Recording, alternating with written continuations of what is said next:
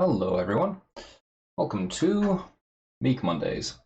Meek Monday, just the one. Um, so this is our Meek from Battlestations. See if the camera wants to focus on it properly.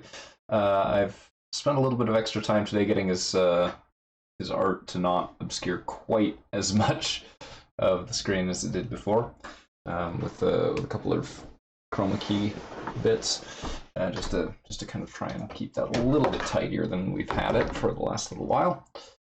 So for tonight, we're going to be painting this guy up, and then if there is time, we're going to also shoot for the Lupinoid, which is this wolf girl here. So she's going to kind of be our stretch goal. If we can get this guy done probably in about the next hour 15, then we should have time to do both. Since they both have pretty simple color schemes, they're not too complicated. Indeed, they have relatively little detail to them. Now, I'm still a little bit up in the air as to whether this Meek should be, or what character class he should be. I'm kind of leaning towards scientist, just because I feel like this feral cat person with an energy sword would just be funny to paint in green.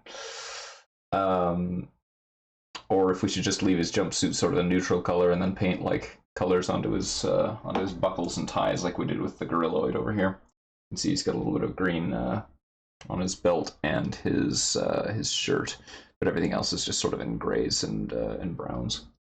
And then this guy, we did the crocodilian. We did the same thing. He's got pilot markings on his belt, but other than that, he's pretty neutral as well. Even his gun isn't red; it's just brown. So, with that in mind, we're going to start in on the paints for his skin tones and his hair. We're going to use a sepia shade to tone that all up. We're going to use gunmetal on the sword handle, and a mix of silver and electric blue for the sword blade to make it look like it's all glowy and whatever. We've got our usual dead white and black pulled out for when we need those, just for shades, tones, etc. And for his skin and short fur, we're going to be using plague brown. For his mane, we're going to be using parasite brown, as well as for the tip of his tail. And that is enough to get us started. We'll worry about the jumpsuit once we've got these two colors down. And hopefully we'll have someone to give me an opinion on this, because I can't even remember what classes I painted the other unique aliens in, if any. I do remember that the Fungaloid has no class markings whatsoever. He's just a mushroom holding a metal stick. So we've got some options.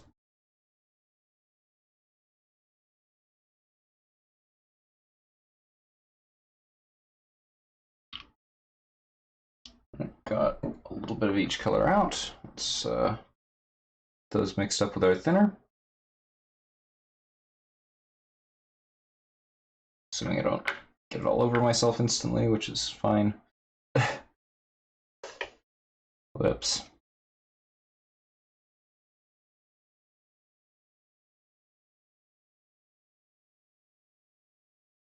So one convenient thing about the dropper bottles that I'm using for this is that the dropper bottles the paint comes in produce drops roughly twice the size of the dropper bottle that I'm keeping my thinner in, which means that I can do a 2-to-1 mix in terms of the actual volume by putting in the same number of drops. I don't have to do any weird calculations for the most part. Now, obviously, that needs to be adjusted depending on the thickness of the individual paint, but for the most part, 1-to-1 in terms of the number of drops is just about right for a 2-to-1 actual mix by volume. Very convenient.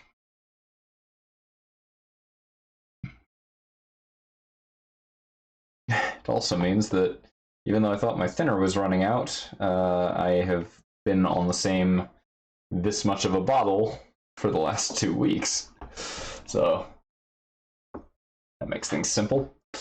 Okay. Got our 3-0 brush, as we always start with. And we will be using that once I get all of the brush soap brushed out of it.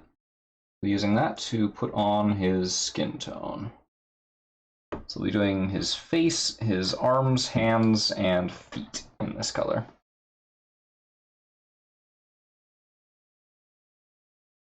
And it is very bright, but the wash that we were going to be applying will tone it down some. And we're also not going to paint white underneath it. We're just going to use the existing gray primer, which should dull it down a little bit as well. We're not going to double coat it because that will make it a little bit too strong for what we're going for here. Got to get a little bit of it up onto his ears. Excuse me. Make sure that those are properly covered. I guess if we really want to go above and beyond, we can put a little bit of pink in there later on, just like a tiny little dab on the inside of the ears. Not sure if we want to do that. I don't know if that's going to really give the effect that we want. Might be a little bit distracting. If nothing else, this guy is almost certainly going to come out better than Sue. Poor Sue. I think she might have been like second proper miniature that I ever painted. I'm not sure. Right after Danger Shroom. I don't remember whether I'd done anything before that or if I was working on anything else at the same time. If I was, it just would have been Twilight Imperium ships.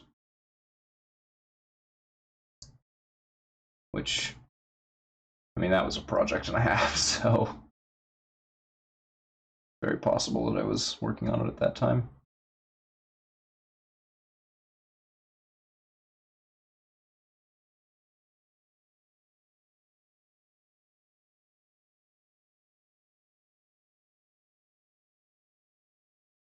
Tonight's musical choice on my end, as usual, will not be broadcast for copyright reasons, but it is the playlist that I used to play Minecraft to back in about 2009 to 2010, mostly. I still played to this music afterwards, but not as much. Because a bit after that, I got married, and then my life got really busy.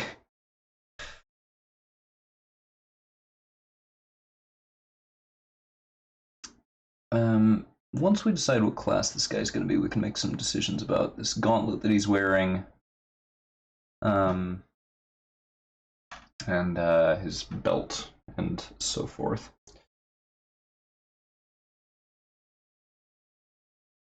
And also, whatever this is on his arm. It's like some kind of leather band or something. But I think I'm going to paint it in his class color, just as an indicator. I think that might be interesting looking. If he's otherwise unadorned, then we'll paint it in his class color. Otherwise, we'll pick something else. Give him some variety.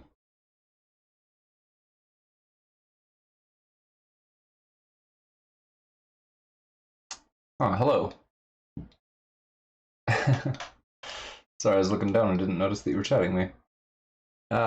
He's the working class. Well, he's a meek. He doesn't have a name yet, but we can name him Leon. For context, Mel and I were discussing Star Fox earlier, and Mel was convinced that Leon Powalski must be a lion because of the name Leon.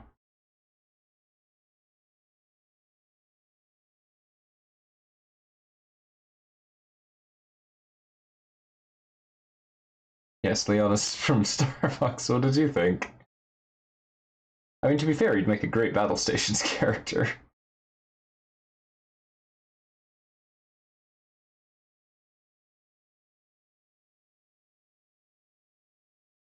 Well, what would you name him?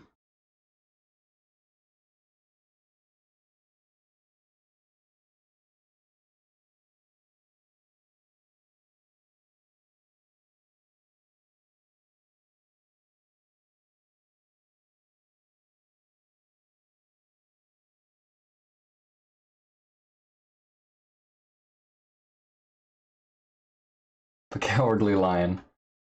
Wow. All right. I mean, he doesn't look that cowardly to me. Call me crazy, but looks like he could tear me in half, honestly. Were I to scale. Sprinkles. He needs his base painted before I can even worry about naming him. Oh no, what have I done to my brush? Just like mashed one of the bristles into the piece and now it's all janky.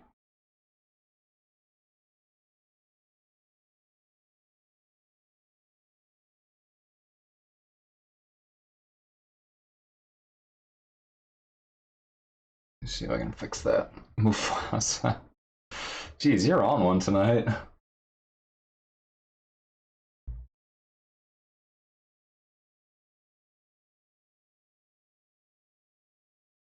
Oof. I have not been treating this brush well the last couple weeks. Ugh.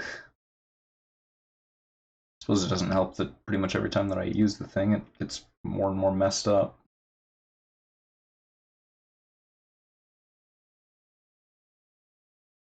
That where the gauntlet ends, I think it is. Yeah, no worries, no worries. Have fun. GLHF. Just pop back in when you feel like it. We'll be here.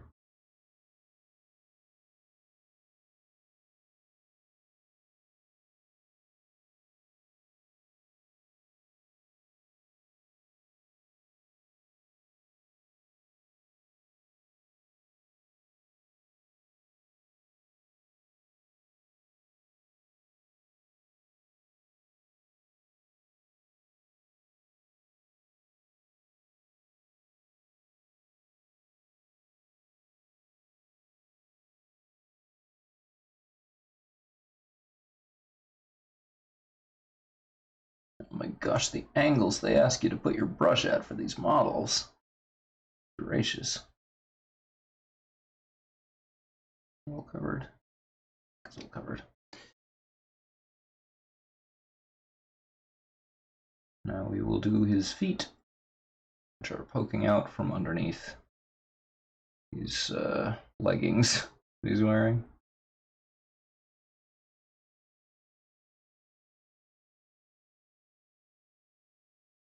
He's already very yellow, so I'm hesitant to make him a pilot.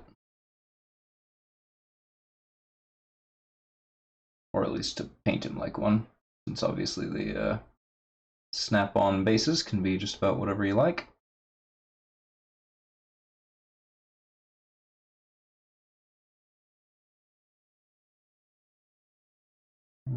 Okay. Do the other foot, and then we'll worry about his mane and the tip of his tail. Actually, we need to do the rest of his tail first, too. Never mind. Ignore me. I'm crazy.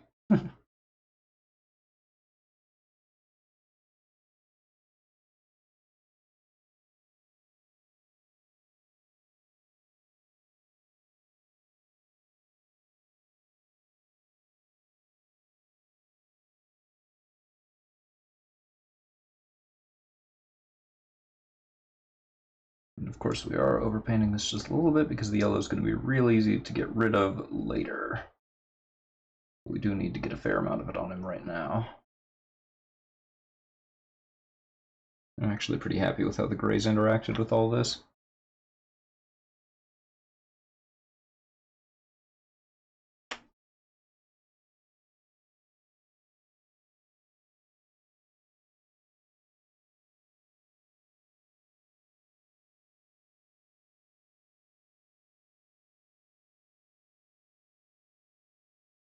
Alright.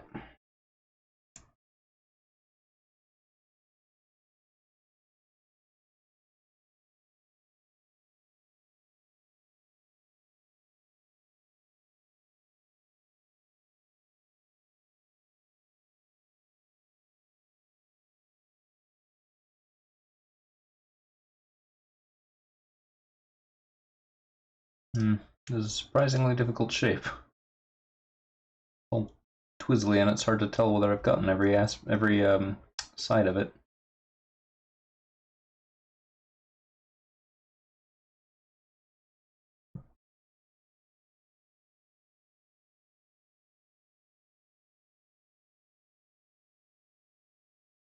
Okay, almost got him.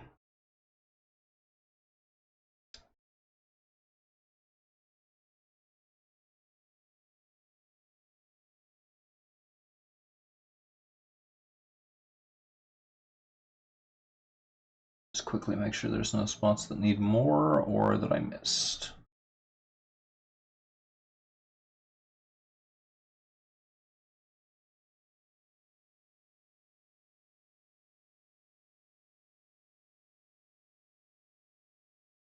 It's like a hole in the model that some of the paint seeped into from where two pieces were adjoined during production. Wasn't anything that I could do to correct for that, but I can at least sort of seal it up now.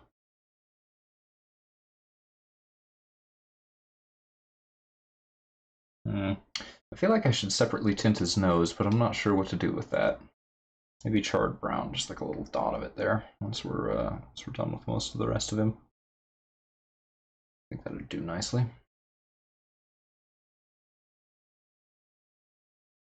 His teeth are probably too small to do anything with other than just making sure we get the wash in his mouth.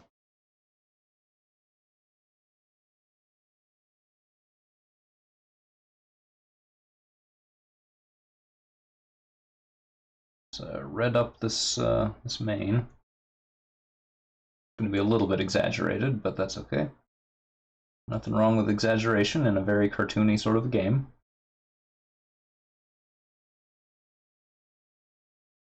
And as usual, I must apologize for the crappy appearance of the stream at this point, just because my camera is somewhat limited in terms of how far away it can properly focus, and it's also zoomed very, very far in digitally, since the lens itself can't zoom. So we're kind of stuck with this because I physically can't get the camera any closer to my workspace without it being on top of me. So not much to do for it, unfortunately.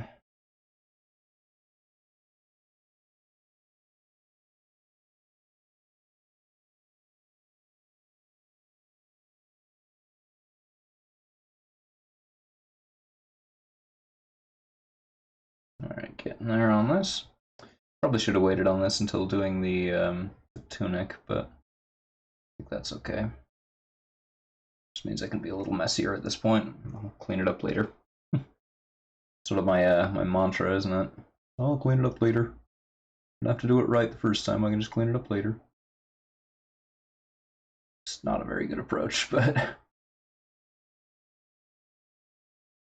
it's about where my skill level is right now.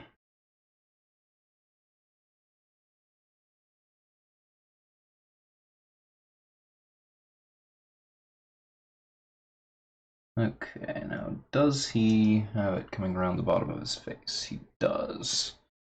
We gotta paint it in like sideburns and maybe a beard. That sort of placement.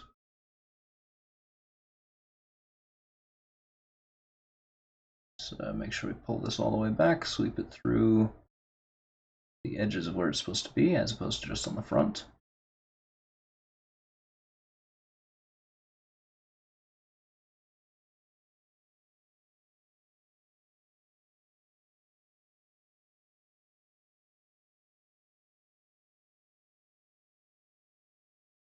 I'll let the color down here be a little bit lighter. I think that's all right.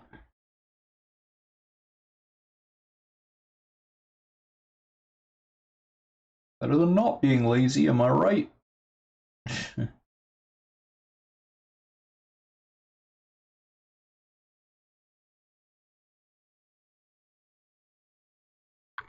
Let's see. I do want this to be a little brighter than it is, so I'll make sure to double coat all the parts that need it.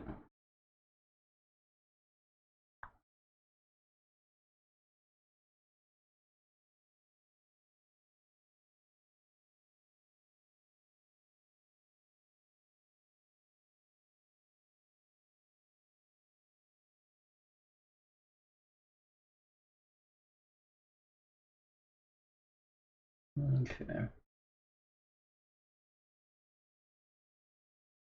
Of course, we want to make sure not to let too much of the paint settle into the crevices, because that will prevent the wash from looking as good.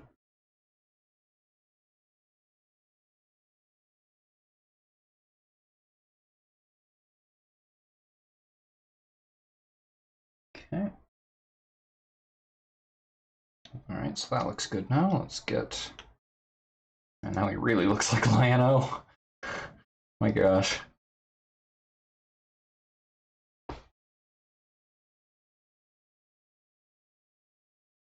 Not going to bother refocusing it, but that's about where we're at the moment.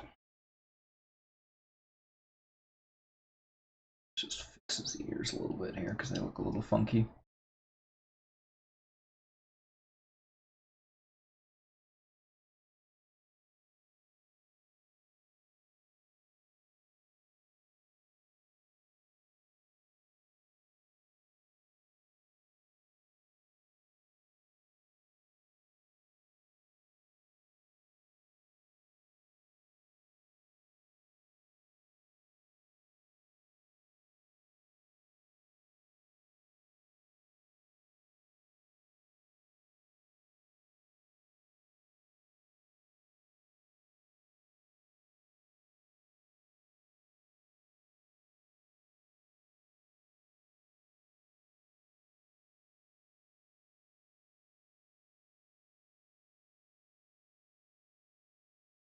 Welcome back.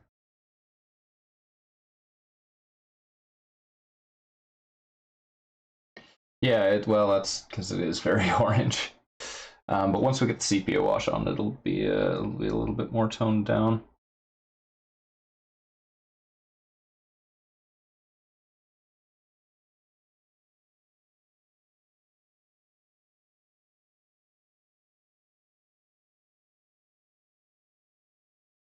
Okay, I think that's good on most of that. There are a couple parts, particularly the just the bottoms of his ears, where I think we should probably extend the mane. But I can't really do that until the colors that are already on there dry up. But we can do the tip of his tail. We're going to give a little bit of distance too, not a ton. Going to be a little bit jagged and uneven. I have to go back and do manually. It's very circular. Okay. Gotta wait for a minute for the face to dry up, but then we can go back and correct that. In the meantime, he looks a lot like Lion-O at the moment. Oh my gosh, come on, camera. Ah, crap, wait. That's not right. Yeah, well, that's what it looks like when the paint isn't dry yet. Crap, sorry, 1 second. I made a mistake.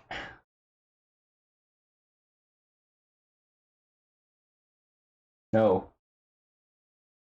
No, no, you cannot.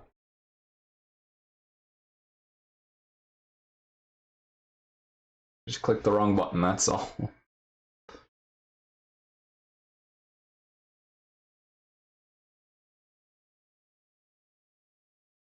Here's our slick-haired little fellow. With his ridiculous blotchy toes. So as you can see, he's got this like weird gauntlet thing on one hand. He's got a little band wrapped around his other bicep. He does have a drop of yellow on his pants. He's actually got quite a lot of little splotches here and there. But right now I don't care because we are not far enough along in this process to worry about individual spots of paint. But what we're going to do is once the paint on his face right here dries up, right next to his ears, you can see there, on the art, right there, you can see that between his ears and his face, there's a little bit more of his mane, so we need to add that in.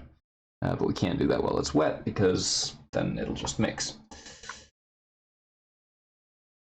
It's getting close to what we want. Well, it is on one side at least.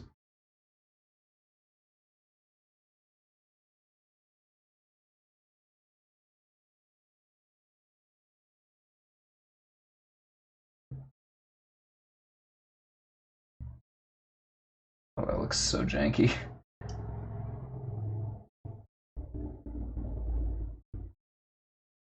Oh, it looks so janky. Alright, I'll clean some of that off, because that's wrong.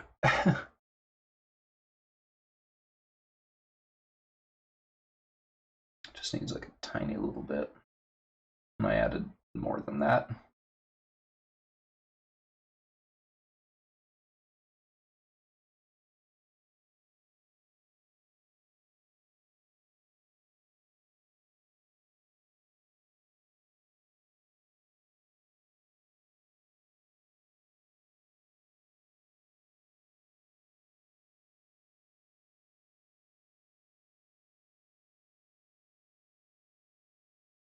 Okay.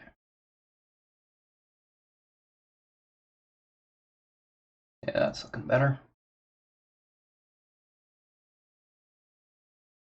I did overlap some of the main with yellow that I didn't notice before, so I'll fix that as well while I'm here.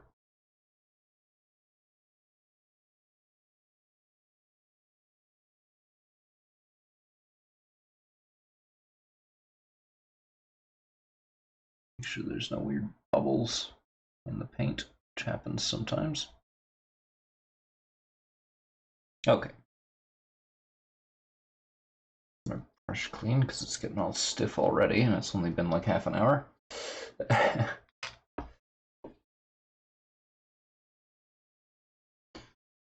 So here, oops, one more. Could kind of see what I was talking about.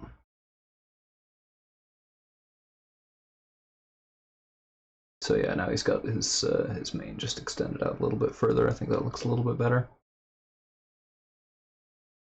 So now the time has come. We need a tunic color.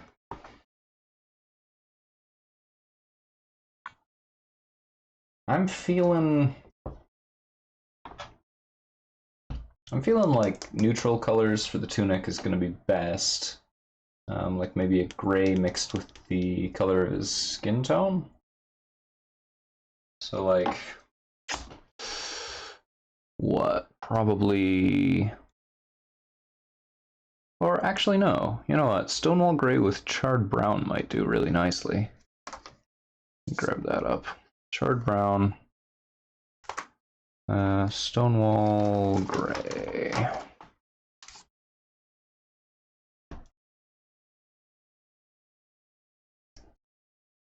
Should hide the mistakes pretty decently as well. So we'll do 3 drops Stonewall gray to 1 drop charred brown. Well, no, let's do 2 to 1. Let's do 2 to 1 and see how that looks, because I remember trying to darken something with charred brown before and it didn't work very well. Even though it's a very dark color.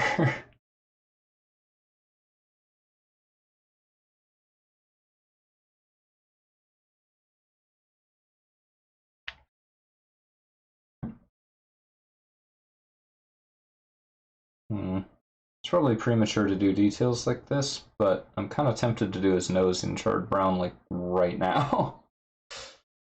And then have everything go over at the top of that, even though I don't think that's going to really help.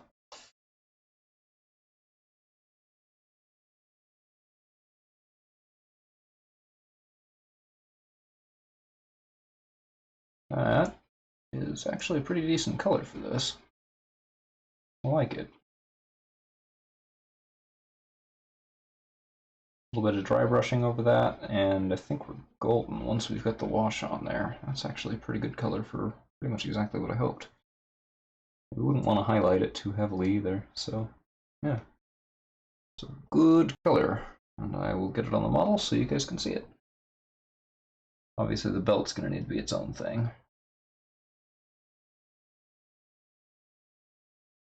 Once it's darkened up by the wash, we should see some of the detail popping a little better as well.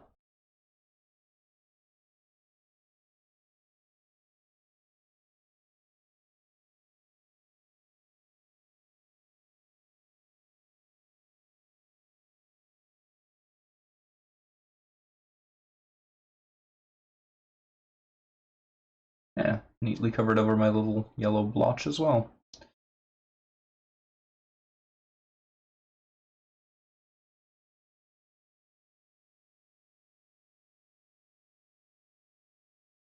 This is actually going to be the main color of the model, just because he's wearing a surprising amount of clothing for a ripped alien dude.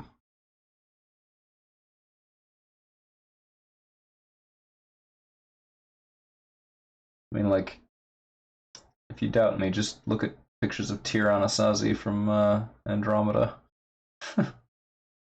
Or, for that matter, Kevin Sorbo. Uh,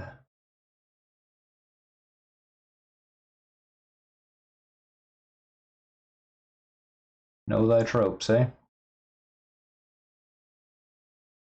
Andromeda was a weird show in that it was sort of trying to be like a darker themed or a darker toned Star Trek, but it was also trying to be like, I think it was also sort of trying to be Dune a little bit, even though the setting was completely different. Um, and every episode had to have a fist fight scene. Kevin Sorbo's character, and it was always out of place. Always. Just, it was so weird that they had to work it in like that. I can only assume it was some kind of contractual obligation, because there's no other reason that they could have possibly done that.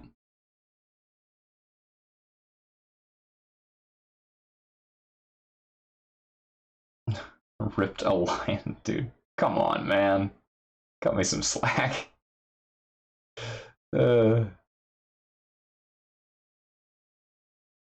yeah, no, I mean, he just kind of sort of has that Hercules the Legendary Journeys vibe about him, doesn't he? I've literally never watched that show, but I've seen enough screenshots to know sort of where I think the created like the showrunners thought the appeal was. Uh, just, yeah, I don't know. The fight scenes in Andromeda were so gratuitous. It's very weird.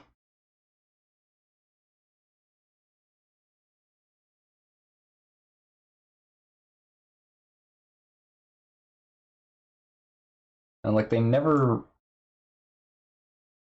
had anything to do with the plot either. Like that was the worst part, is that it just there's like, and now Kevin Sorbo fights somebody for 10 minutes of screen time.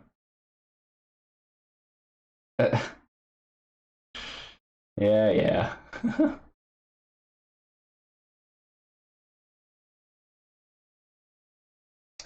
So this is a little bit weird. There's a little mark on the pants that I think is supposed to be where they open up for his tail, but it's like way away from where his tail actually starts. And I am not going to paint it like that, even if that's what the creators intended. Because quite frankly, that just is this guy showing his butt off to the entire world. I just don't want to paint that, you know?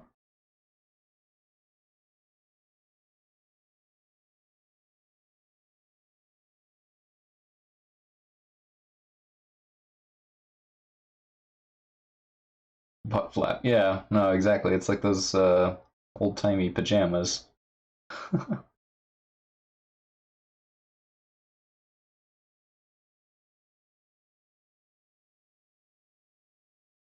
No, look, I've already said this, but like, look at this guy next to his concept art and tell me he doesn't have like big Kevin Sorbo energy. Yeah, they are. I'm not sure why that is.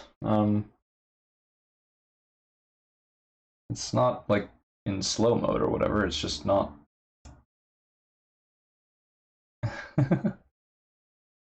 Yeah, I don't know why your messages are appearing so slowly. It's showing that way in all of my monitors, so it seems like they're actually just not going through in a timely fashion. More than that. Ah, okay. Yeah, that does seem much more topical. Now we can talk about Kevin Sorbo in real time.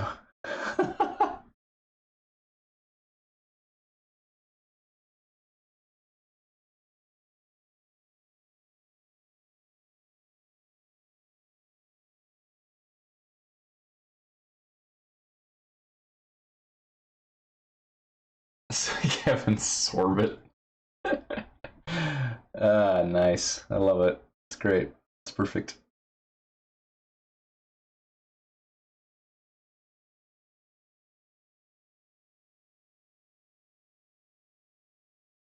like this is what I was talking about with the design of these minis and like in comparison to other games like Gloomhaven.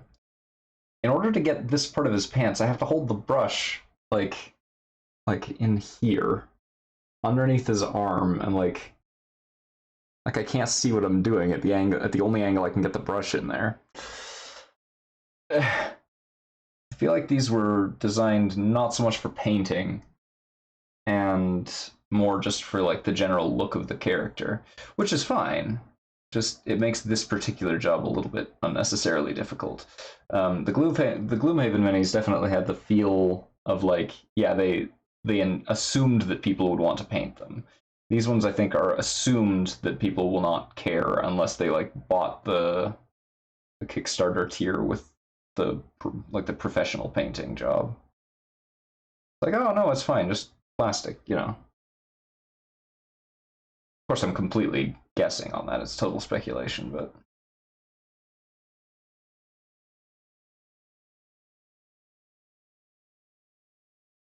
so I have to know now that I know that it's a thing.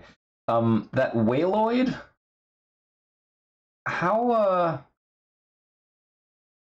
was the picture on the site representative of the whole model? Because all it really showed was a 9 tile wide character model with a giant eyeball and this horrible fleshy color. Like, is that accurate? Does that is that what it's supposed to look like?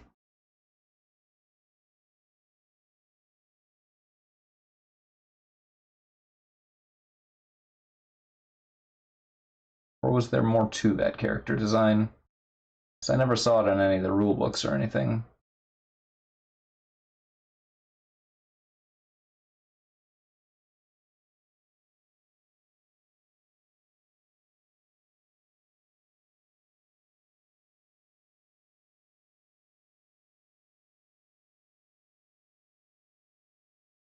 Well, you're not having them painted. I asked to paint these so that I could practice, which is why so many of the ones that I gave you already look like crap.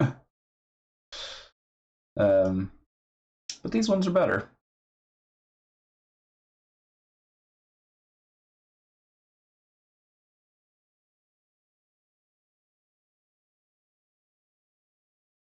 Yeah, no, this was my idea. Um, and per our original agreement, I've been keeping track of my hours, but I'm not gonna like tell you to pay.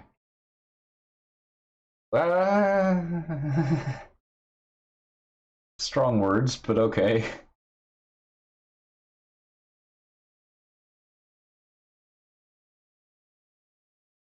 I need to be like a lot further along before I'm comfortable with like asking prices that I could actually like get that would be worth it, you know? That doesn't mean that it will never happen, just I'm not sufficiently confident with my skill to ask enough money that I could really like do it yet.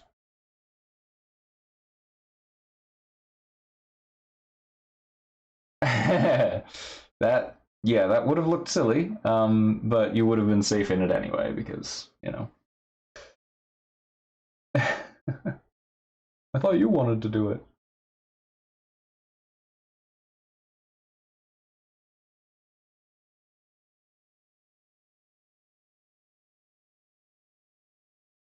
It was Luna's idea. Yeah.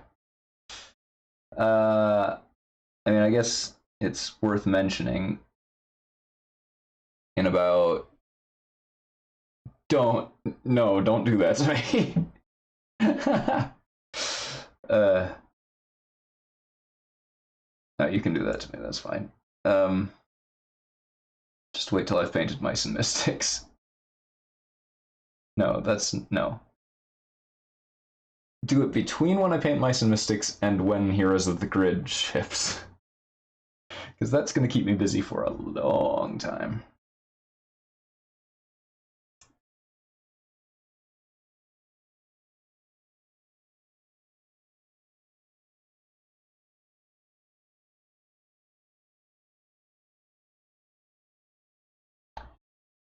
Oh no, I've accidentally painted him like Ryu from Street Fighter.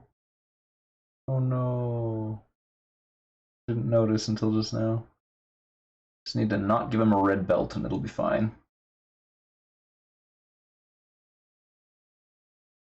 Come to think of it, isn't a red belt like the one of the lowest like skill levels in most martial arts?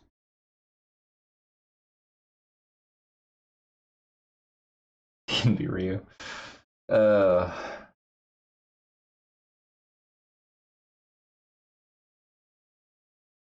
well, right, but like one of the lower ones though.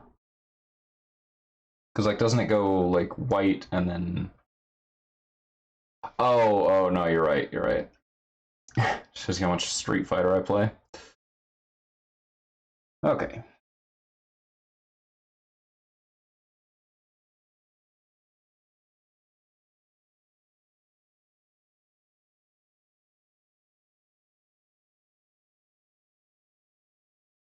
Oh, is it?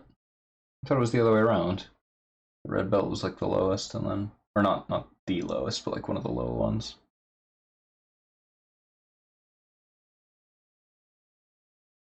Hmm. Okay. Turns out I don't know anything about martial arts either. All right. So here we have him with most of his base coat pretty much done. White, yellow, orange, green, blue, brown, red, black. Okay. Never in a million years would have known that without looking it up, but that's fine. Most of the time, I don't really need to know those things. Until apparently today, all of a sudden. Oh, hold on. Take my jacket off.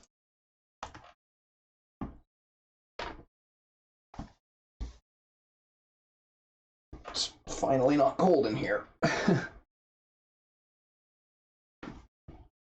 I've suddenly found myself overheated.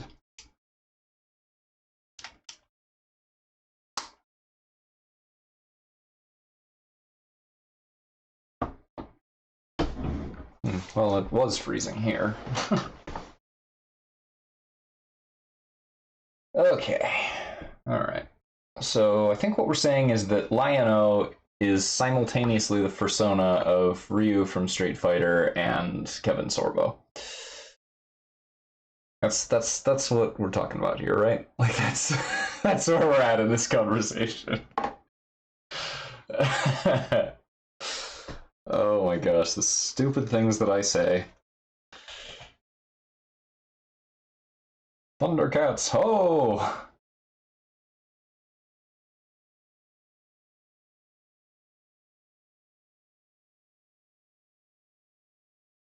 Hmm. This bottle's got a little bit gross. Ugh. Hopefully that keeps it clean for a while. Just wiped away some residue.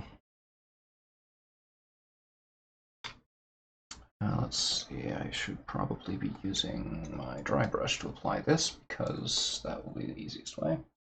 And we will need it in a minute later. Anyway. Okay, so yeah, we're going to use the sepia shade to wash him in. And I will, of course, immediately get it on my hand. That's fine. This is actually going to look really good on him.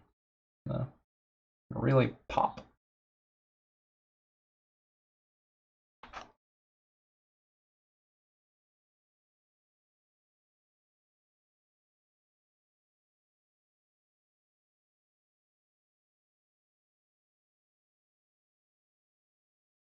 It's also going to do away with a lot of the weird flat plasticky look that he's got right now.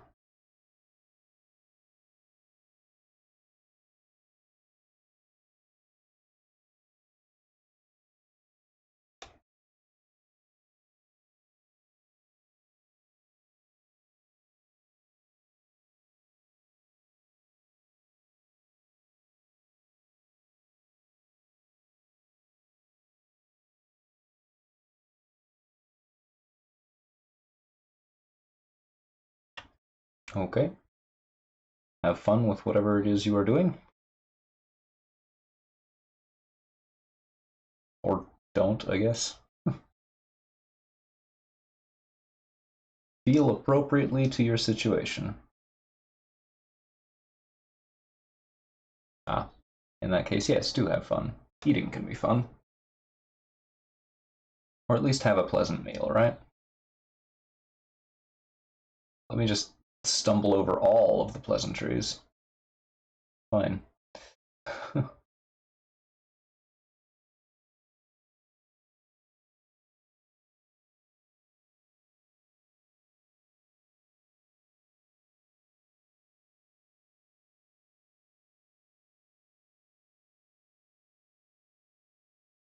Oh man, yeah, this is already way better.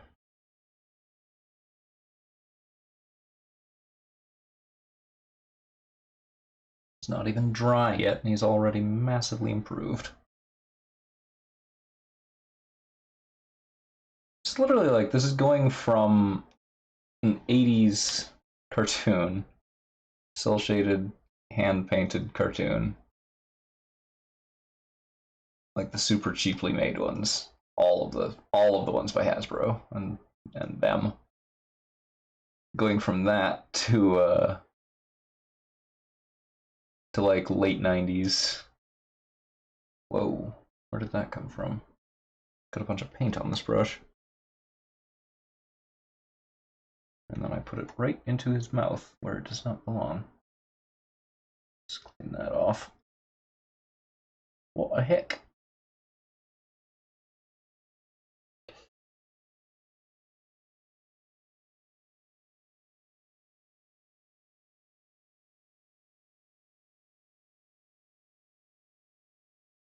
Just wanted to make sure his mouth would show up properly.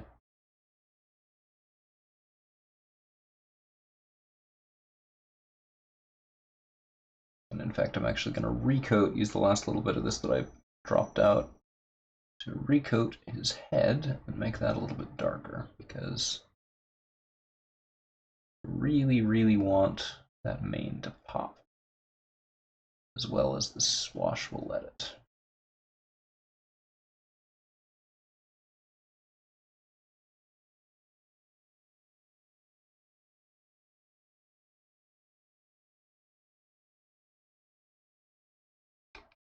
Alright, now we've got the usual wait while he dries. And let's see, while we wait for that, I'm not sure. Well, no, I guess I don't really have the means right at the second. I was considering doing, like, starting base coats on the Lupinoid while we were waiting, but I think I want to take it a little easier than that tonight.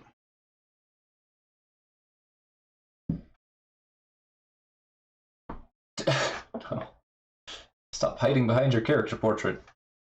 I'm gonna be over here while you dry.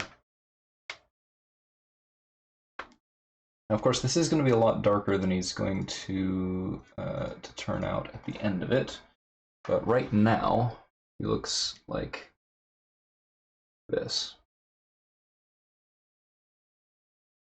A lot of sort of grit to him at the moment. He is very shiny. That's how water works.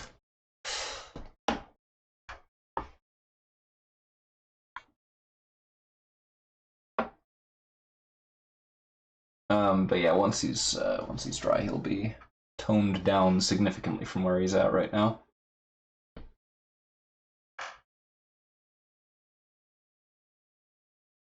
We don't actually have too much to do for him.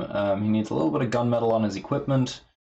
I mean, if we're feeling like really ambitious, I suppose I could paint his toenails with some bone white, and then wash that again. We need to do his sword, and figure out what color to do his belt and shirt ties, and then his little equipment pieces. Pink and sparkly. I mean, they are your minis. Only problem with that is that I don't have any of my main, like, proper pink color. This is completely empty this bottle.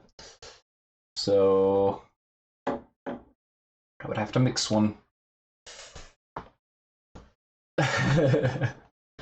Well, no, it's not white. It's like a yellow-green off-white. Bone white.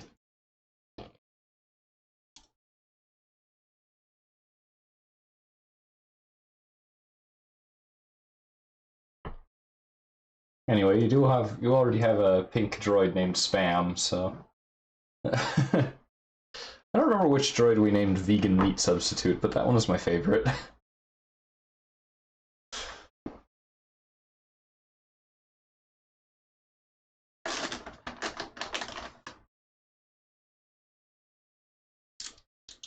Having a snack. Don't mind me.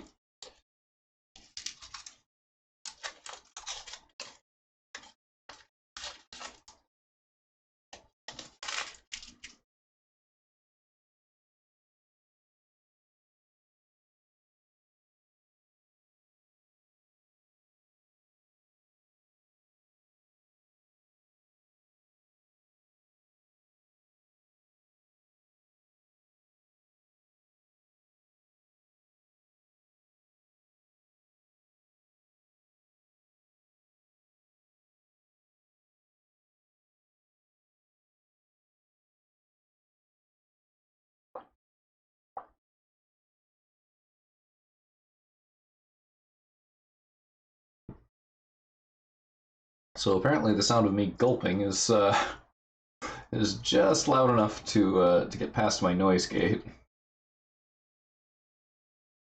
but only like one time in 4. Glog. I just say like the pose of the concept art up here is really silly.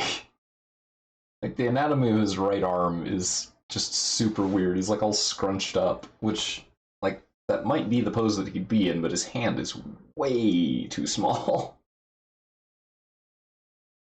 2 years ago, and I never would have ever noticed that. I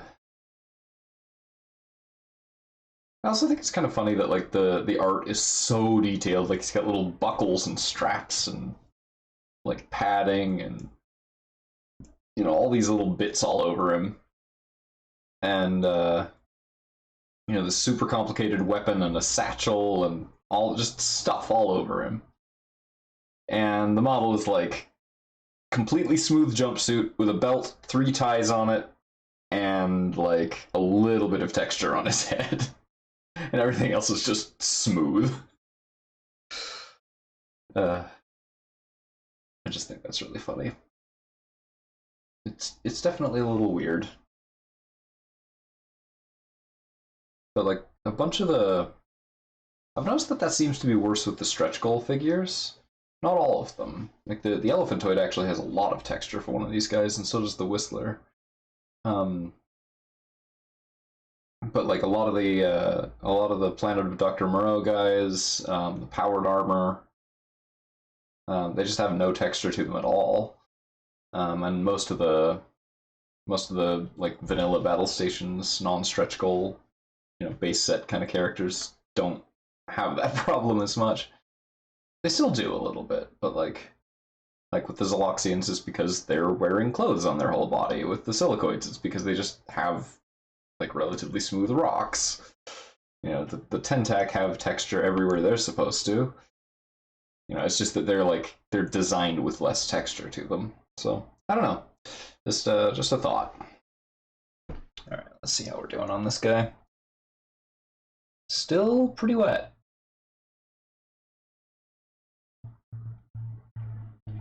Some of him has dried out, but most of him is not completely dry.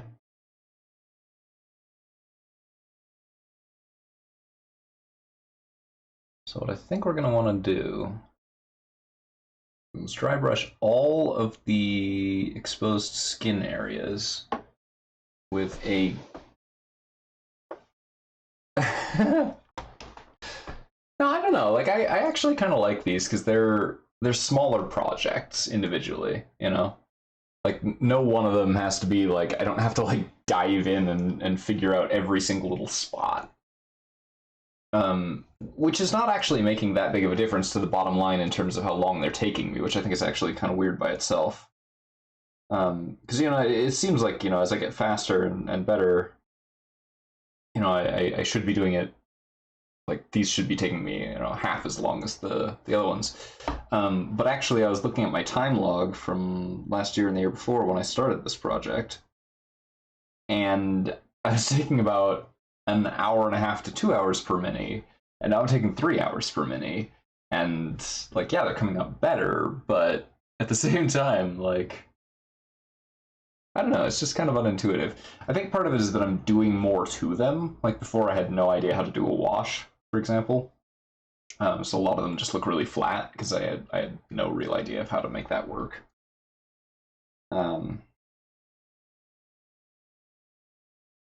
And most of the time is spent base coating, so the details go on really, really quickly once I get going on them. You know, once I get past the initial, you know, base coat, wash, dry brush, then start on the details. You know, as I get past that point, then it's like there's so much less to do at that point on any of these minis, including the Gloomhaven ones, that those details go on really fast. I don't know. It's very weird. It just feels very confusing to me because I expect that I'll get it done way faster and still have the higher quality. Speed painting is definitely something that I don't have much experience with yet. Nor will I for the next little while. I'm gonna have to learn it for Heroes of the Grid because holy crap, so many minions. There's 75 figures that are in groups of 15 of the exact same sculpt. Out of 140 some. And the rest all have unique paint schemes. So there's going to be a lot of like individual detail stuff, and there's also going to be a lot of like quick batch jobs that, you know, they just have to look the same as each other. They don't have to look very good. So if nothing else, then by then I will definitely have to learn speed painting, just in order to get through it. Fortunately, 45 out of those 75 have essentially the same paint job. It's what is it? It's 15 putty patrollers, 15 super putties, which are the same thing, but they've got two heads and they're slightly bigger, and 15 Z putties, which are the same thing, but they have armor on. That has almost no detail to it. And after this as well, the next thing to do will be that dragon from Shifting Realms, just because it's a short project, it's only the one mini. And after that, the only game that I have left that has minis, as far as I can recall, is going to be Mice and Mystics, and the minis on that are actually quite detailed for their size. They're not like incredibly detailed generally, but they're actually, for their size, they're very detailed. They're very good. And they have a lot of texture. Like, that's one of the things that's really impressed me about them, is that like every mouse has like a fur texture all over his body, which honestly, like, it's so cool looking. And where the heck did I put my bone white? I took it out, apparently. What did I do with it? Oh, that's why. Put it back in the wrong slot. That is why I was confused, because I did a silly thing.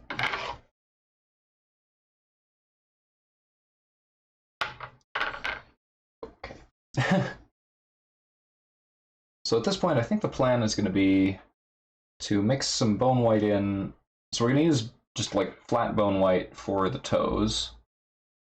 So just one drop of that, and then we'll mix one drop of bone white and then one drop each of the two, the Parasite Brown and the Plague Brown.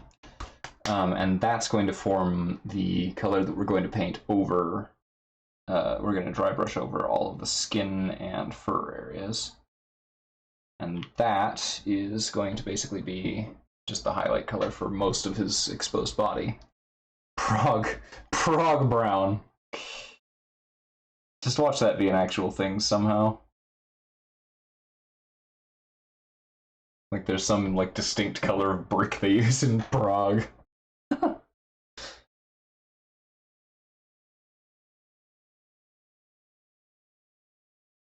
Ooh, almost had a spill. Granted, a spill of exactly one small drop, but whatever. Still scared me, you know.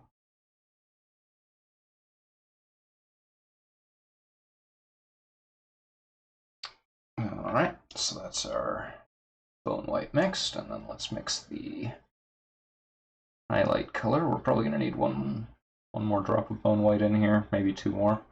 It's still very, very not light. Which is not ideal in a highlight color, really.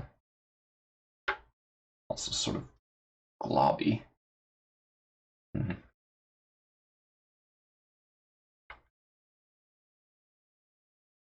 I am going to be dry brushing with the same color, like the original base coat, on the tunic, because I don't want that to be highlighted too much.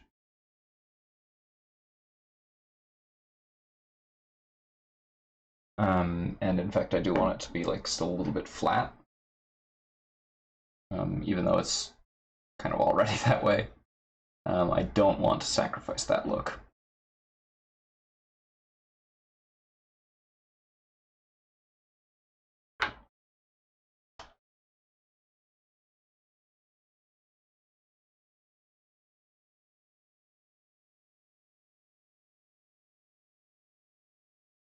Okay. So he should be dry enough to do this. Well, almost. Okay, well, while he's continuing to dry, I'm just going to do up his toes real quick.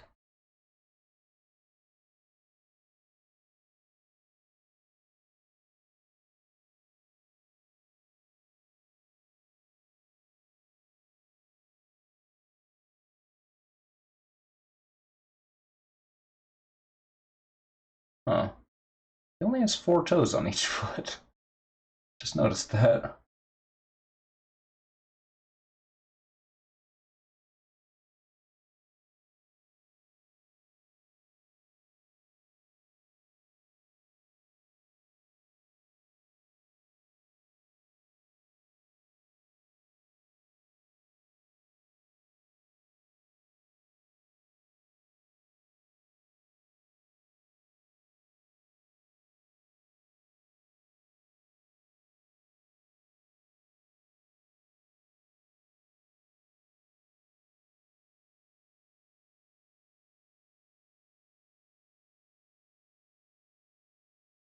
Okay, so they're super blotchy right now, but that's because they haven't been washed.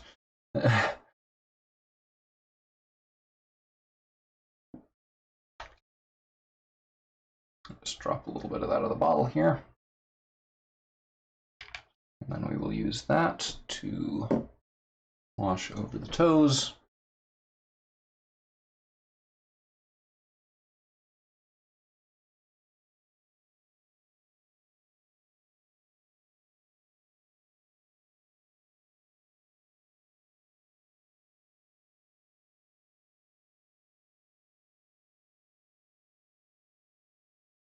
So the nice thing about these washes is that they don't just like seep in and color the crevices, which is their main purpose, but they also have a tendency to correct the color towards whatever color the wash itself is,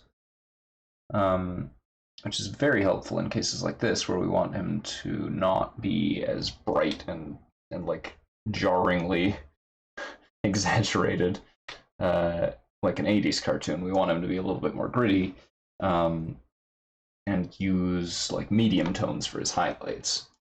So right now he's like very brown, as you can see. But we're going to be going over his tunic in the color that we originally base coated with to restore it to that shade.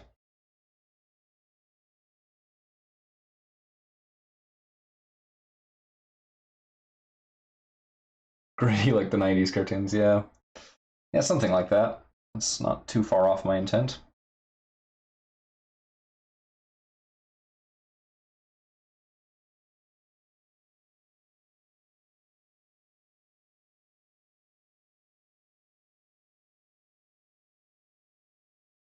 I will say, like, even with all this wash, he is still definitely no Batman.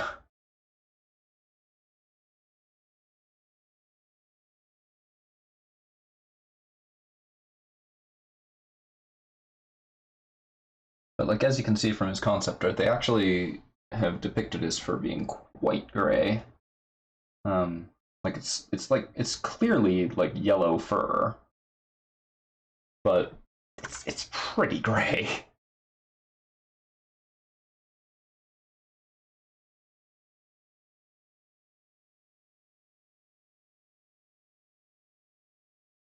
So we're basically just using this to lighten it and desaturate it at the same time, because right now it's both very saturated and pretty dark.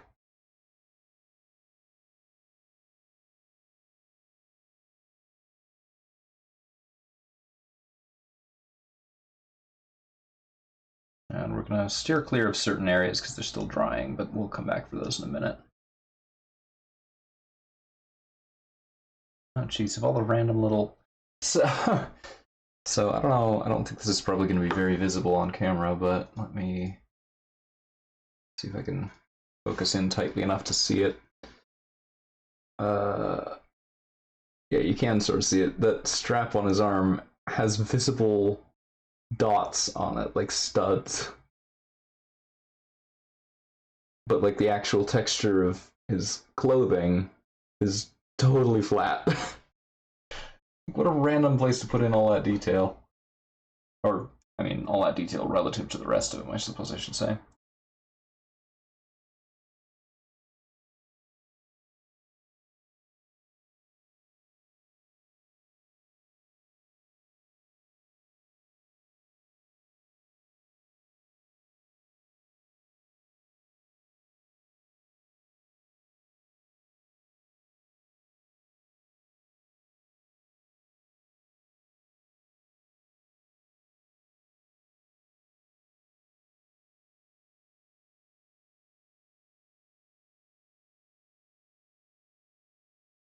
Oh man, yeah, that actually looks really good.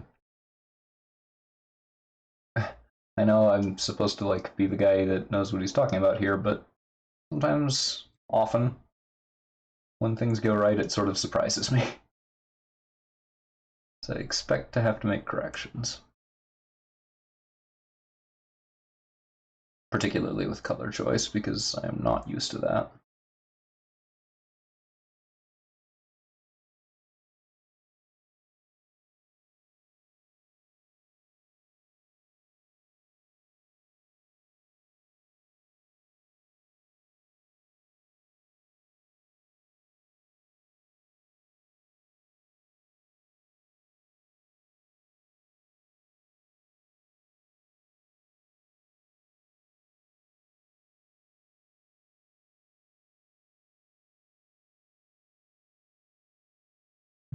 Okay. Finally, just about get to this part without smearing wash all over the place.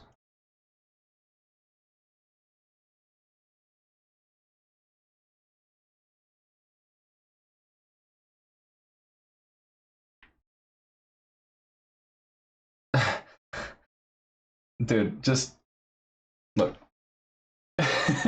If you want some inspiration, look at Sue, the Cheetaloid that I painted for you 2 years ago, year and a half ago. Next to this guy, that will convince you that you can build skills.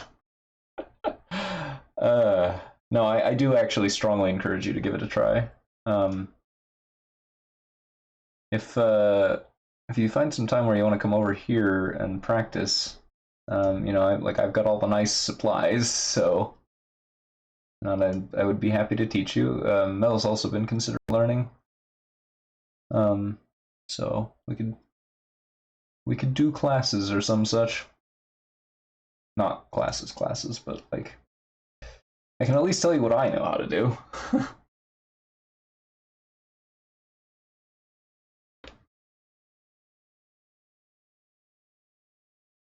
I mean, heck, just like mid last month, I was teaching my dad how to do this with HO scale figures from when he was growing up. Little Airfix army men, which was actually a lot of fun. So it is something that I would be delighted to share with you guys if you wanted to.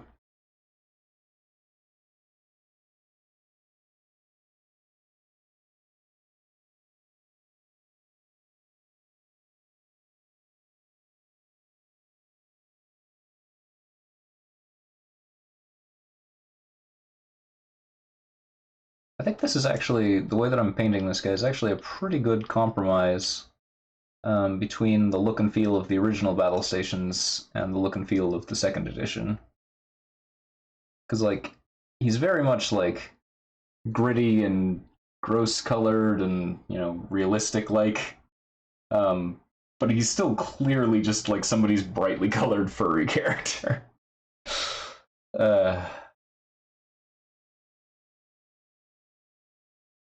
That's too much paint.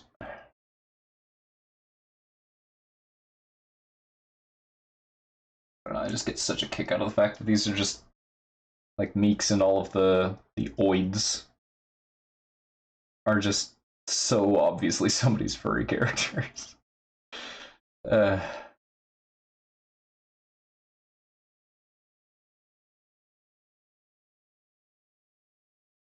I'm terribly partial to the fact that that actually made it into a published game.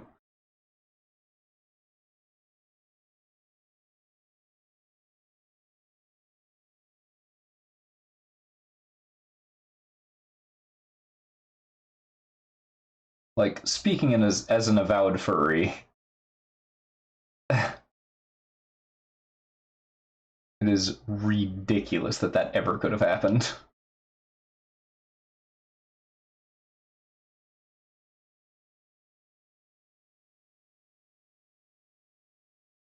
So if we are to do like a learn to paint night or multiple, more reasonably, so you're just gonna.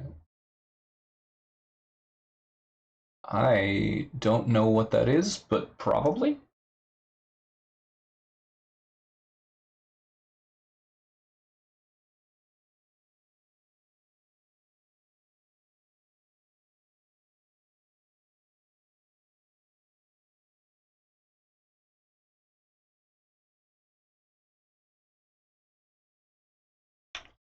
Battlestations furries in space.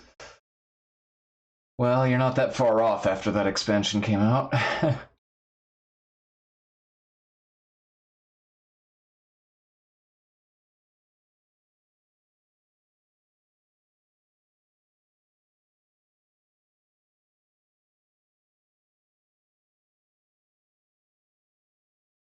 Like it's literally the planet of Dr. Moreau is literally an expansion about space furries. Like that is not an exaggeration to say. Furries in space RPG. Yeah, I sort of guessed from context.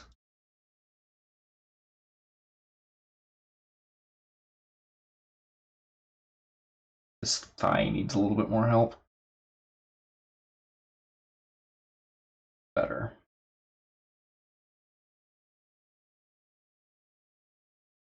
Yeah, there we go.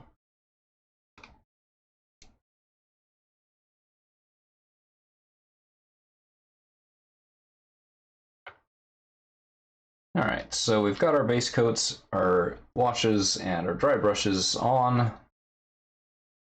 And here is his current condition.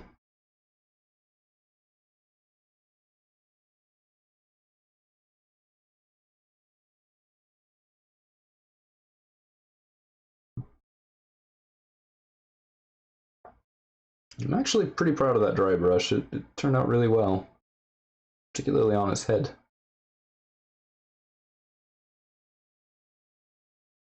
So, alright.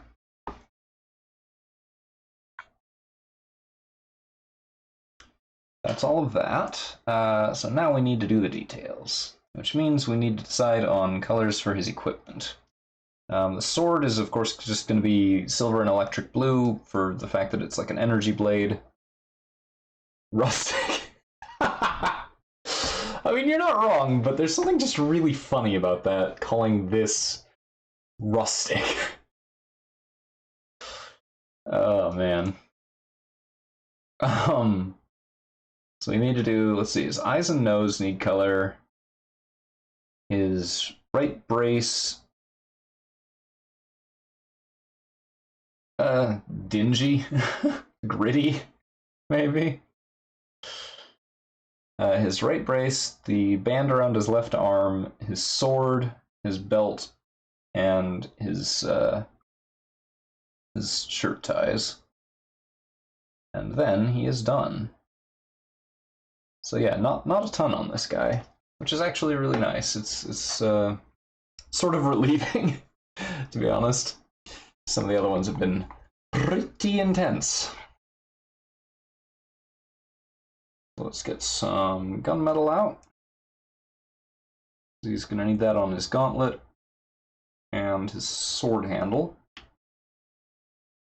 And probably also some of his clothing, probably his belt buckle. Well, no, his belt buckle will be leather. His belt buckle will probably just be like a profession color.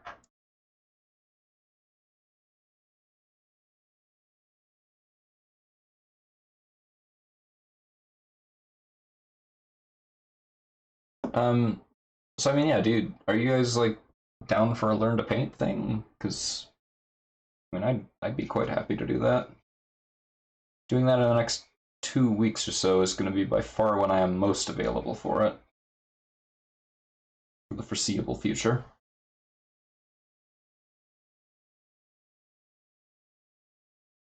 Yes, that's why I'm trying to like have you guys figured out together in advance because then we will have a better shot of it actually happening that way.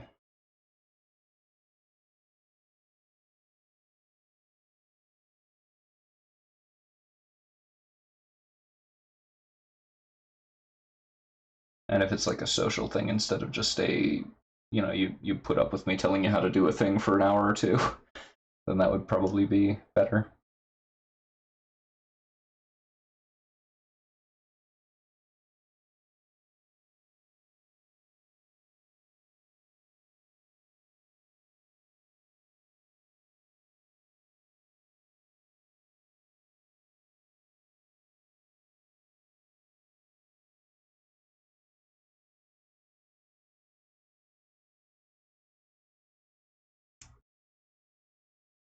Until the 31st. Okay, well, not really going to be available after that anyway, so at least not the way that I'm available now.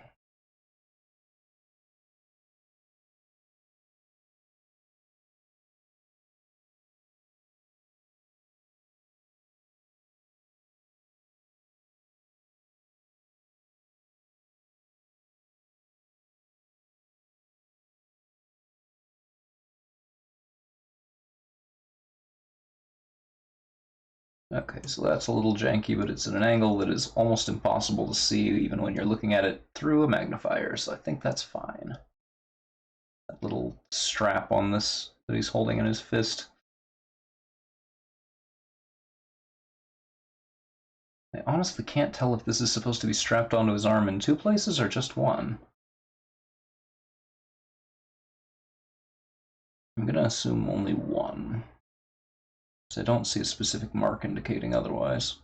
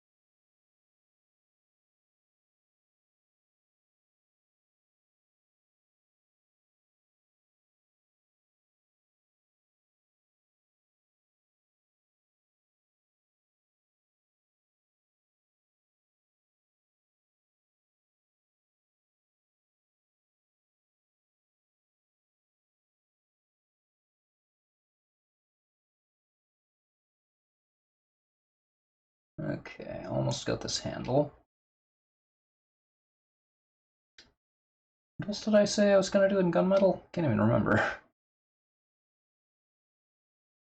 But I feel like there was something else that I needed to put this color onto.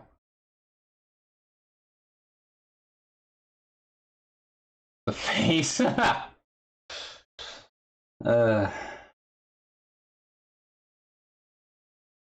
actually might make for a pretty cool villain mini. Like paint metal onto half of his face. Red glowing eye.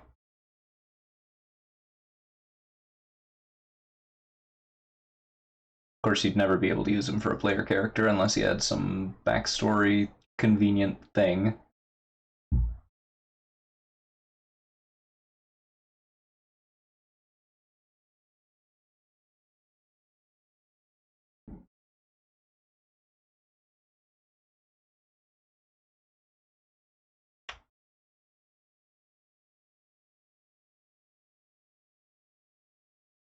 Okay. Let's see, was there anything else? So there was his belt, strap on his arm, his belt buckle, his shirt clasps, and the actual sword on his energy blade. I don't think that anything else needed to be messed with. Okay, so I'm thinking engineer marks on his arm, on his brace. Like blue stripes on it. And over here and on his belt, maybe yellow for pilot? Bright yellow? I think that'll give him some variety.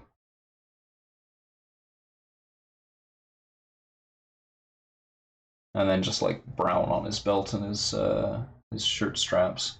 I think that's going to be best. I think that'll be good. Let's give that a try with the charred brown and see how that looks. And if we don't like it, we can go over some of those again.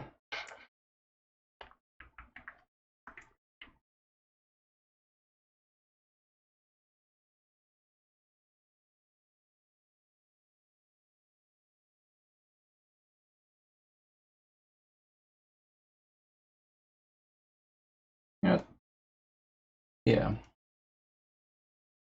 Come to think of it, this is just a random aside, but it's really a shame when like remix artists cover like whole series of games in like one giant medley or whatever, and then you can tell that they don't like your favorite game in that series because they do like one tune from it for a couple seconds and then just move on.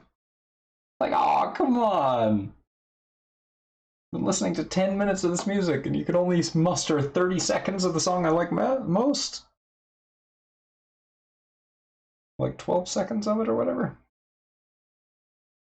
Had that a bunch, but I think that's probably because I like really niche games. uh,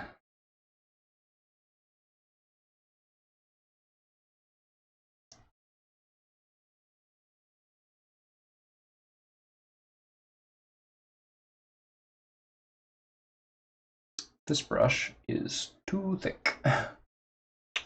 Or at least some of it.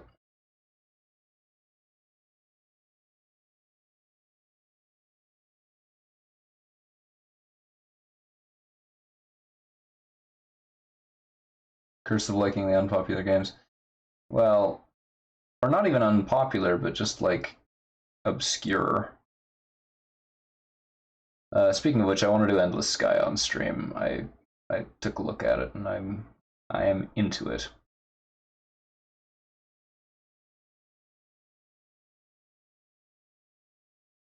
There was a second game that you recommended me that was in a similar vein, and I have no idea what it was. I went looking and I couldn't find it.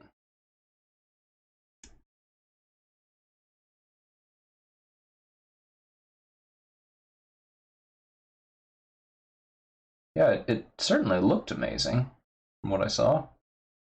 It's like very much scratches that same itch of like Zia, but the computer takes care of most of the most of the calculation. Well, you said it was another game that was very similar to the Escape Velocity series. And I thought that it also started with an E, but I have no idea if that's correct or if I'm just completely making that up.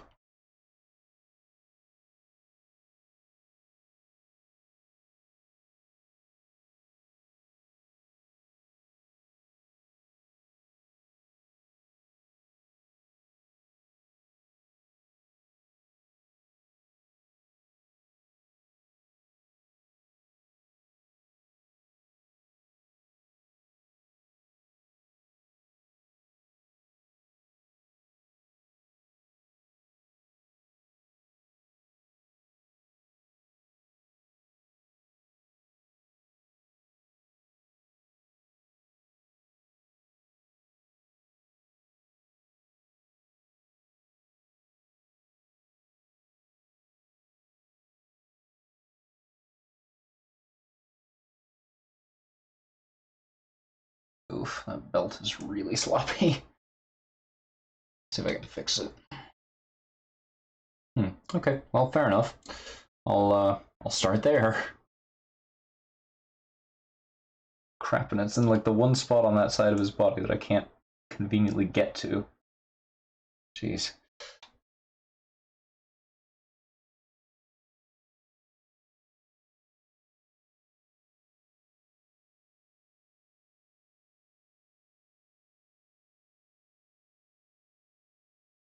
Barbie and her sister's puppy rescue. What? That is extremely specific. I feel like the joke would have gotten across if you just said a Barbie game. Like, I would have gotten it.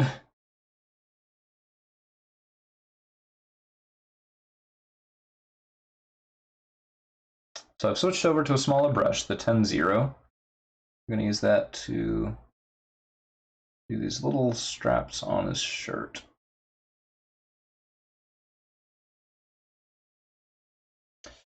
Man, you know, you're right about that. You really don't.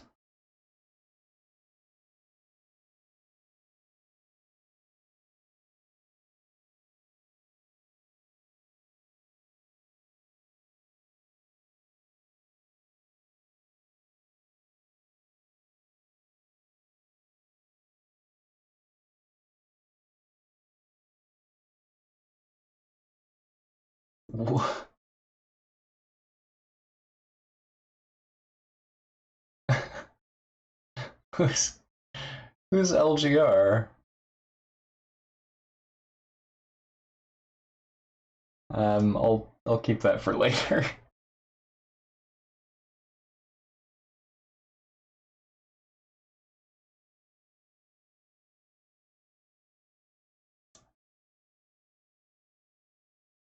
Okay.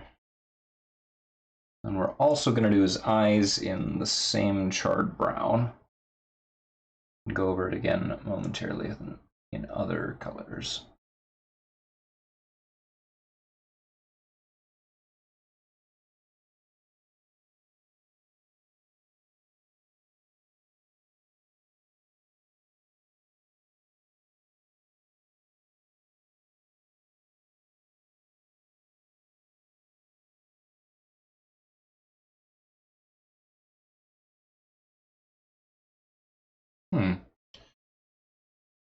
Yeah, I might have seen him, but I'm not familiar.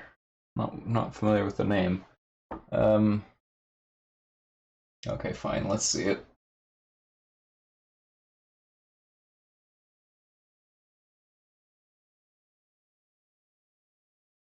Detective Barbie and the Mystery of the Carnival Caper. Yeah, no, I've never heard of him. It's on my watch later now, which does mean it might take a little while to get to, because my watch later is like 1,000 videos long.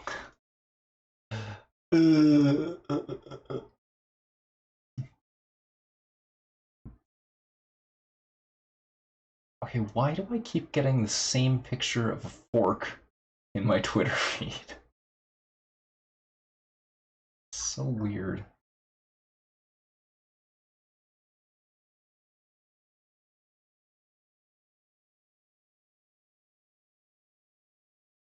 No, not of a person, just of a fork. And the shadow of a fork.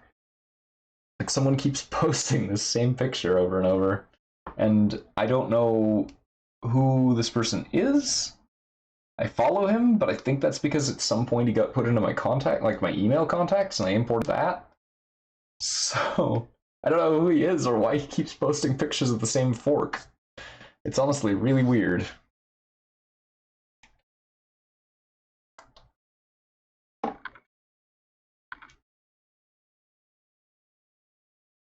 I'd assume I knew who he was at one point. So we're going to use a little bit of ultramarine blue and a little bit of gold yellow for the portions of his clothing that need some color to them.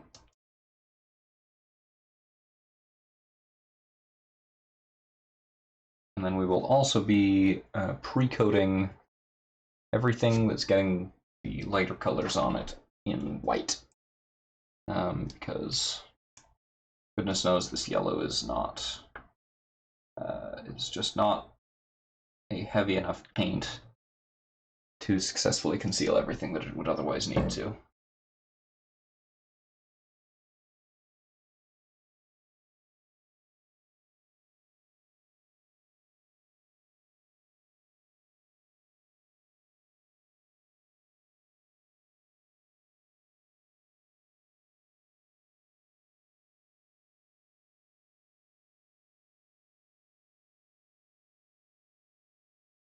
Three drops of thinner with about a third of that going to waste.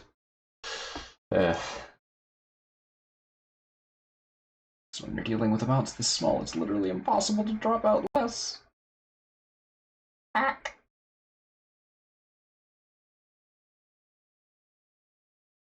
We're also going to use the white that I just pulled out to lighten down some of the charred brown and use that as a highlight color on the leather portions, which we'll want to do before we put on the yellow.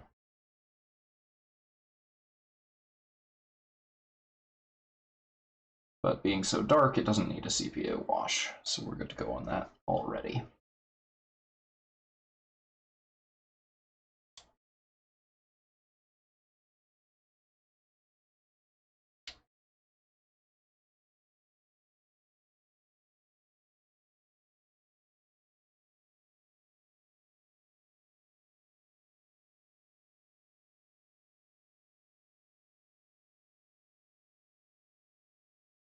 We don't need very much of that at all.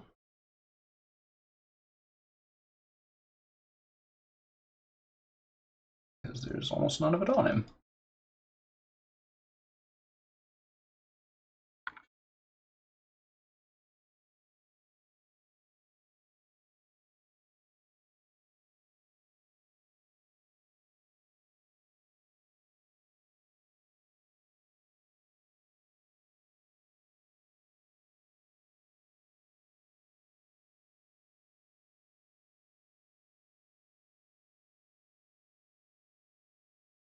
Perfect.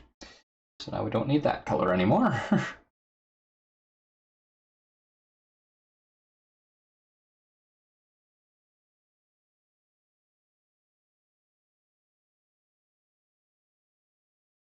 And we will want to put on some of this white in key locations. Mostly the sword blade, because that needs to be lightened considerably.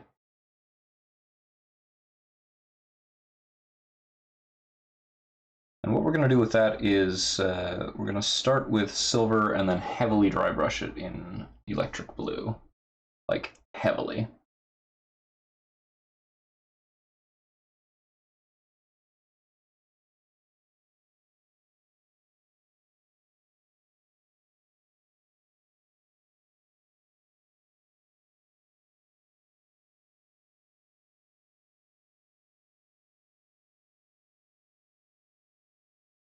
Also, my music playlist is on its second Nyan Cat remix of the night.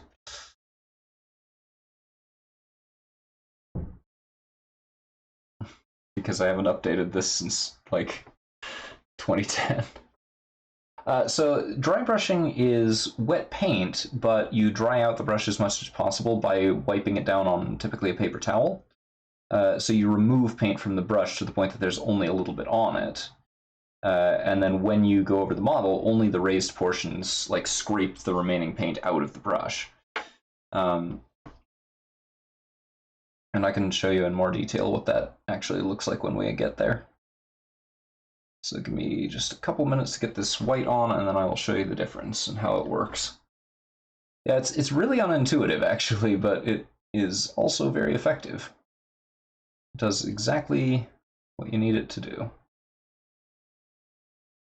course, it's like everything else with mini painting, it is a tool, and it needs to be applied in the proper times and proper ways. So you don't just dry brush everything all the time, no matter what, indiscriminately. You do need to like kind of know that what you're dry brushing needs to be dry brushed. So one application of that technique that I'm looking forward to trying out is something similar to what we did with the Brute's shield last week. But I'm going to do it to the visor on the power armor. And what that's hopefully going to do is let us do like sort of zenithal lighting, not exactly. But we're going to basically light the cockpit up using a dry brushing technique to put white onto only certain sections of it. And then we'll paint over that in a metallic color that's thinned down probably pretty heavily. Let's see, what am I painting? That's where it is. Okay. There's these like holes in the paint that I can only see from certain angles, but I can't also paint over them in that angle. It's very weird.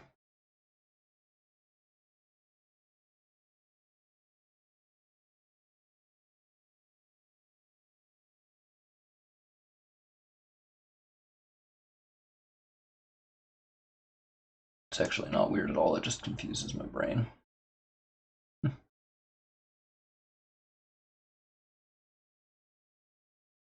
do have the usual problem with this white, which is that in order to get it thick enough to hide reasonably well, we also have to have it thick enough that it's really chalky and gross. So the finish might not be amazing on that spot. On the other hand, it might be completely fine. I don't know yet.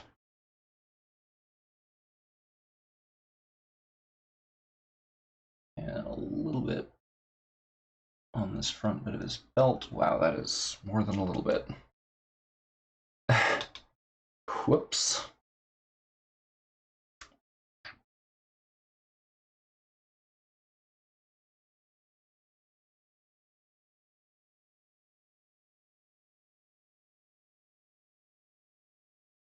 So that's not something I can really show on camera because I have to do it really fast. But it's actually kind of cool to watch. Basically, if you get paint somewhere that you don't want it, or if you put on, if you over apply paint and need to remove it in a hurry, what you can do is basically wet down your brush with clean water, then sort of like lightly scrub a clean brush onto, with the water on, onto the area that you want to remove the paint from, which will sort of disjoin the paint from the model. Then you clean off said brush and touch the now very wet area, and all of the paint that you didn't want there gets sucked into the brush along with the water. Once it's dry, you can go back to painting it, just like normal.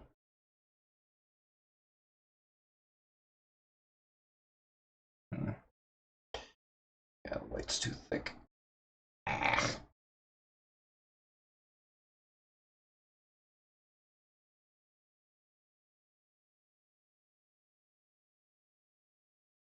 This belt is just a really inconvenient shape. The effect that I'm trying to do to it. It'll work, it's just small. And I'm trying to use a fairly large brush to do this. Sometimes I'm overly ambitious about my techniques.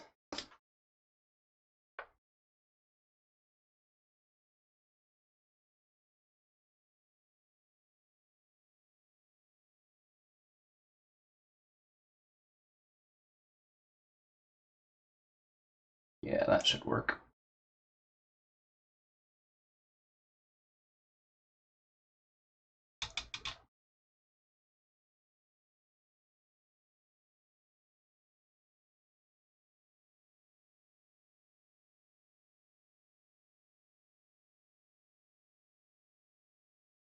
Keep going over this area over and over again because it's really hard to get it how I want it. But I think it's about where I like it. What do you think on this this armband over here? This like leather armband. I'm kind of actually pretty happy with where it is right now. I want to add a little bit of metal paint to those studs that are completely invisible right now. Yeah, it's hard to control the autofocus. So this where's my finger? This. Right now it looks like pretty convincing leather.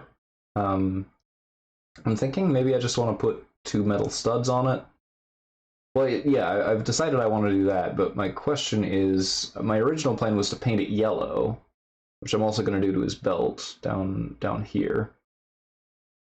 But I'm not sure I want to do that anymore. I'm kind of happy with it just as leather.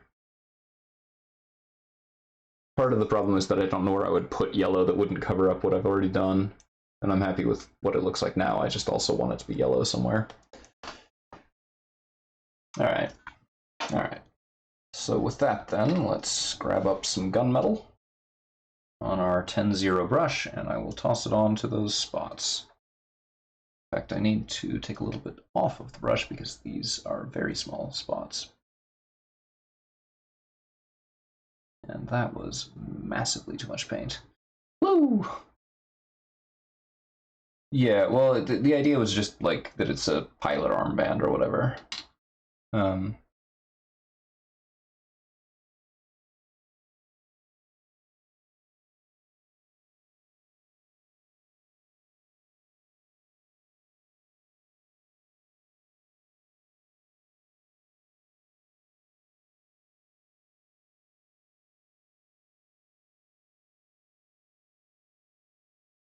On a paper towel. Which color? The yellow or the what?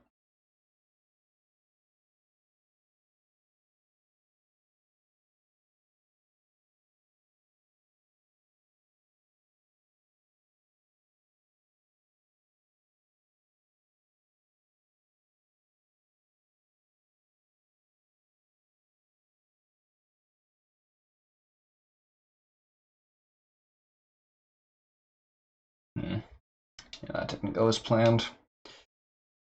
I've mentioned this before on stream, but one of the problems that I have with these metallics is that even though they produce really, really good color, it's very hard to get that color off of something if you mispaint. So now we're just gonna have a little bit more gunmetal on here than I wanted.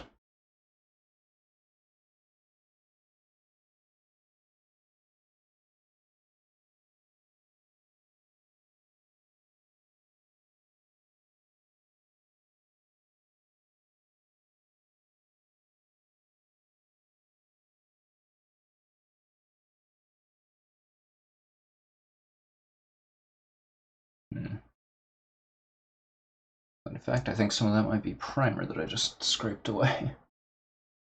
Crap.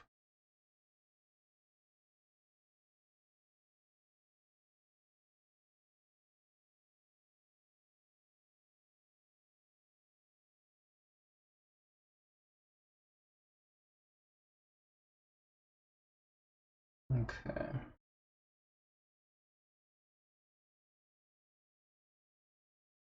I think I'm satisfied with that.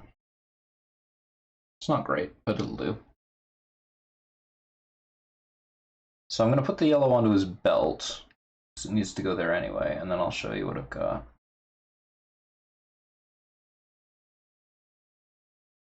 It's going to be pretty bright. This is by design.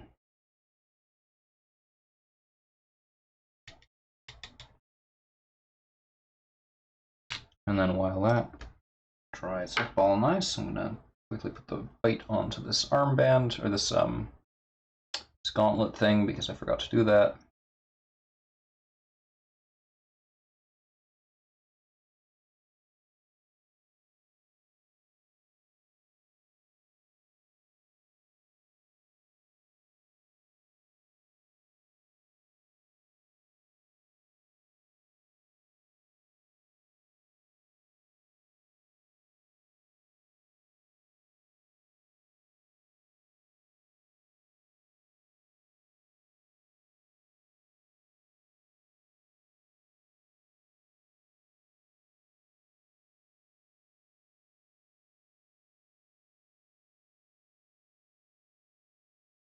Okay.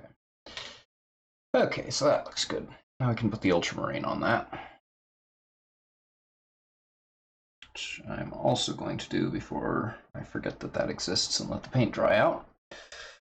Woo!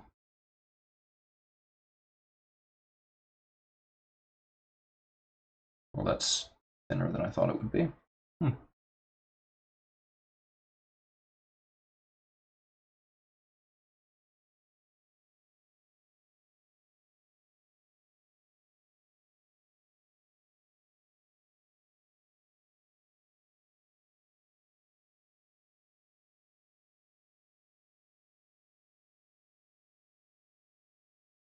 Just make sure I got all the pigment I need for this. Oh, that's better, yeah.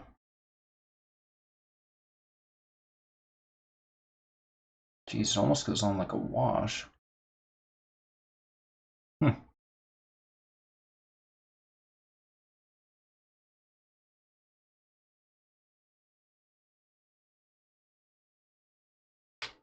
Okay. Now you can see the yellow on the piece. So there's his blue gauntlet thing, which I'm pretty happy with. And there is the yellow on his belt. Which I almost had a little bit cleaner, but then I goofed it. So basically the only question is, like, do we want to put some kind of yellow onto his armband? Well, look, have you seen Battlestations?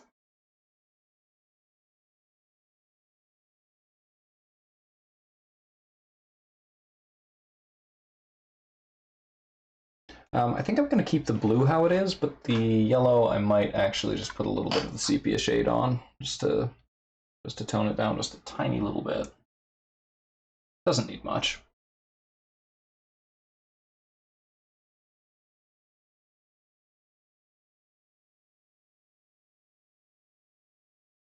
No, yeah, you're quite right about that. It is very bright.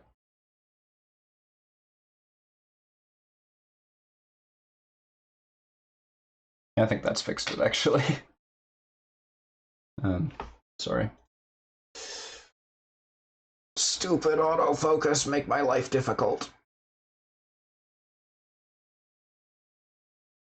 Still plainly a pilot's belt. But not quite as excessive now. Alright. So let's pull out our electric blue and silver.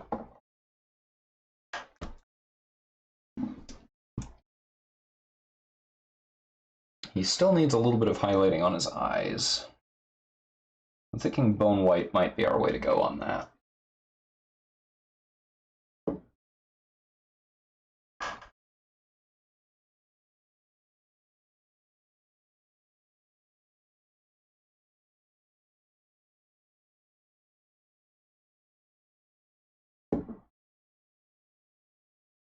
We're actually going to add a little bit of silver to our electric blue, not much. Just enough to make sure that it stays metallic and shiny instead of just turning into flat blue wherever we put it.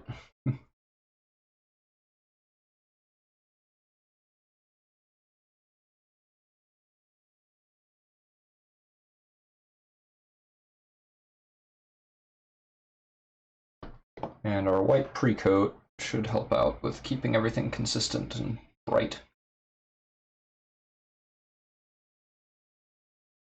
I may also want to slightly dry brush with electric blue on the area surrounding his arm, just since it's going to be a pretty bright color. It's a light source.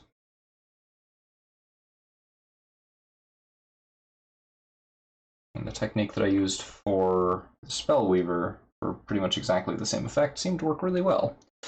So I might try and reproduce that.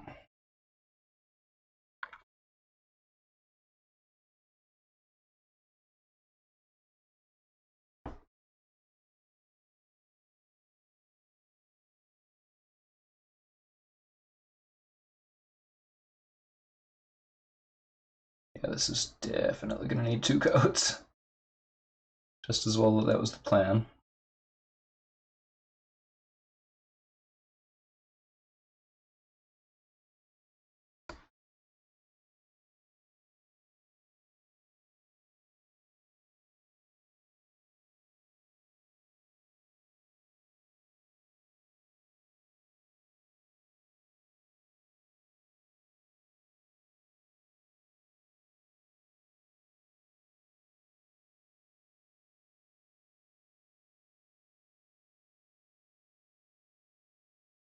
I think the bit on the inside of the handle is probably okay how it is, but the rest I'm going to need to be cautious about.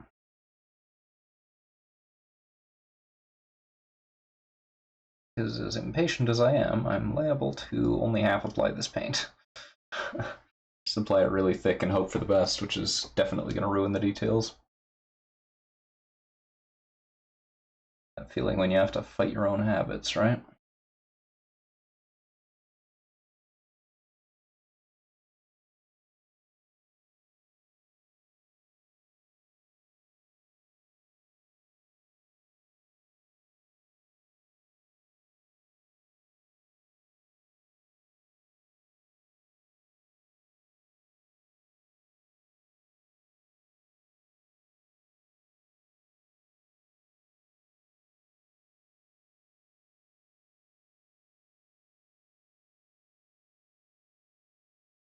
Okay. Just about got this on.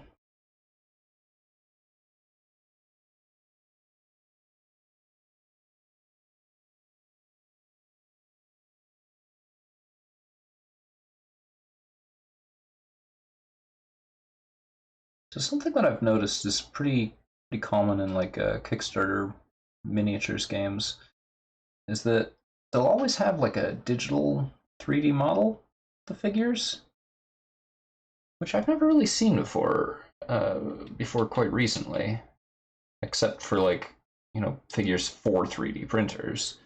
Generally, what I see instead is like an actual sculpt done like by a sculptor. And then the result is the thing that they then cast molds for. But lately I've just noticed that a lot of them are digitally designed, and I actually have no idea how they're produced, because like they're way too smooth to be 3D printed. And other than that, I don't really know how you would get a digital model into 3D space. Like I don't know what other techniques are available for that. So yeah, I don't know. So I'm basing the look of this energy sword thing on the one that the Elephantoid's art shows, because the art for the Meek shows him with a flamethrower, which is not what he's sculpted with. And both the art and the figure for the Elephantoid show his hammer, but they changed their mind on whether or not he's going to have his laser sword thing in his trunk. We're giving him a very heavy dry brush here of blue, our electric blue silver mix. Pretty much anywhere that there are edges on this thing.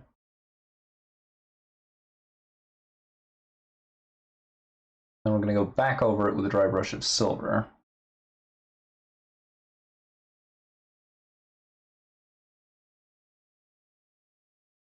It's considerably lighter than what we're doing right now. And that should give it a nice depth effect.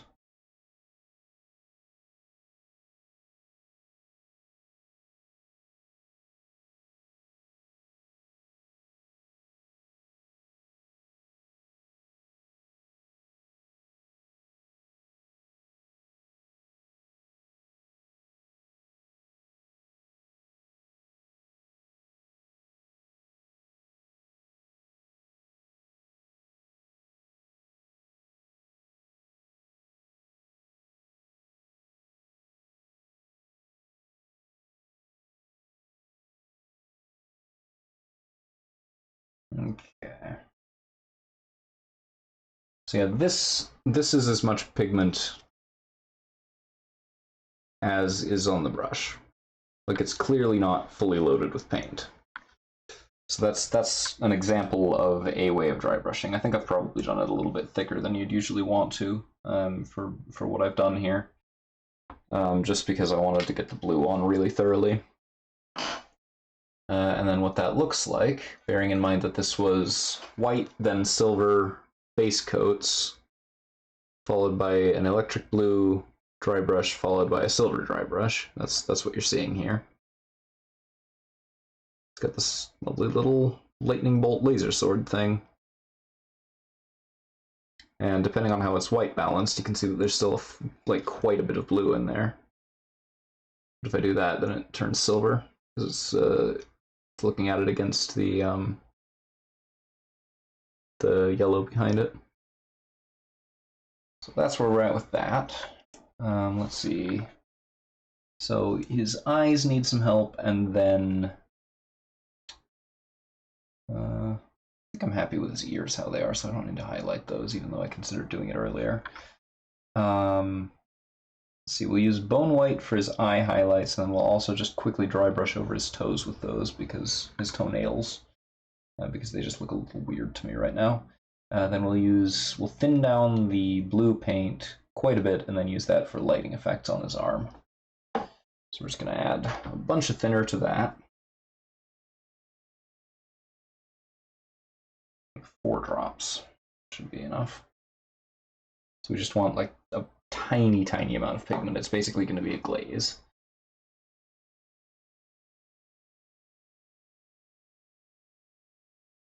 Tiny, tiny, tiny bit. And then we are going to take our dry brush and add just the teeniest little bit of this paint, this thin down paint. Load up the brush as normal, and then get as much of it off as we can. We want this to be super, super dry, because otherwise it's going to completely overwhelm the colors that he's already got.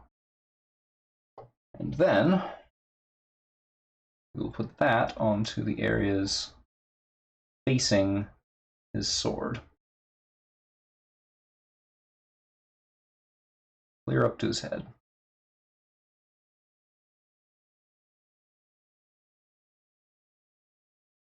We'll do it especially heavily on his arm, and of that, especially on his hand, because that is where the sword actually is.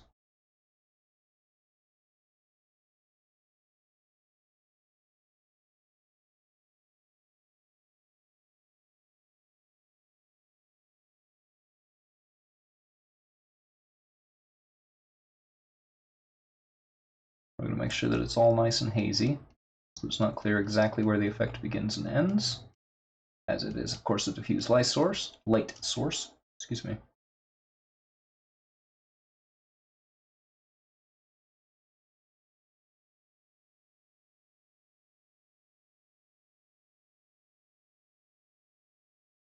little bit of it up on his face, not a ton. Same deal with one side of his tail. Tiny little bit there.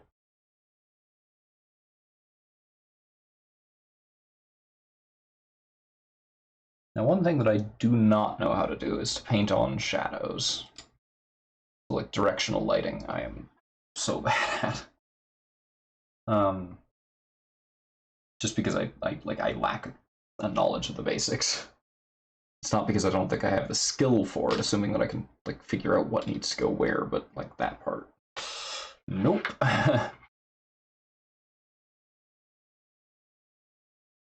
Okay, so we just need to clean off our brush a little bit because we only want tiniest little dots. Put this bone white on here.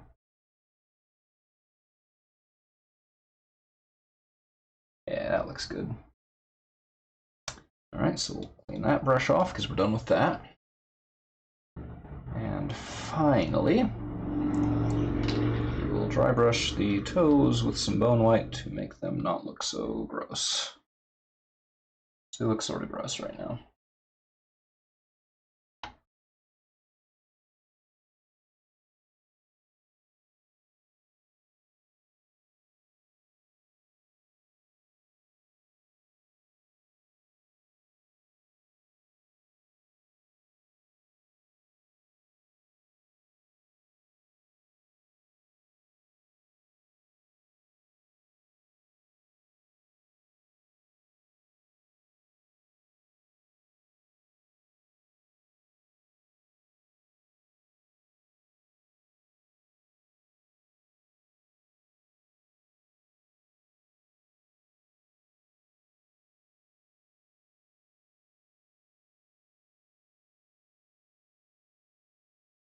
Okay. With that, I think he's just about done. I'm happy with him. I think it looks good. Obviously, he still needs his base painted, but I will do that all in one large batch once we're there. So let's bring the focus in.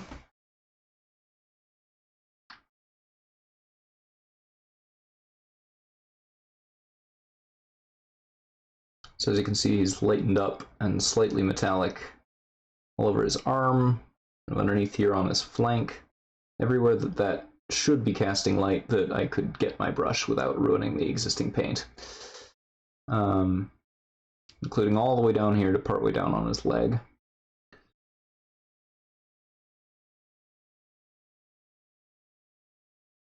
Yeah, the yellow is significantly better like this. His eyes are looking good. I was tempted to try and paint his teeth individually, but, like, no.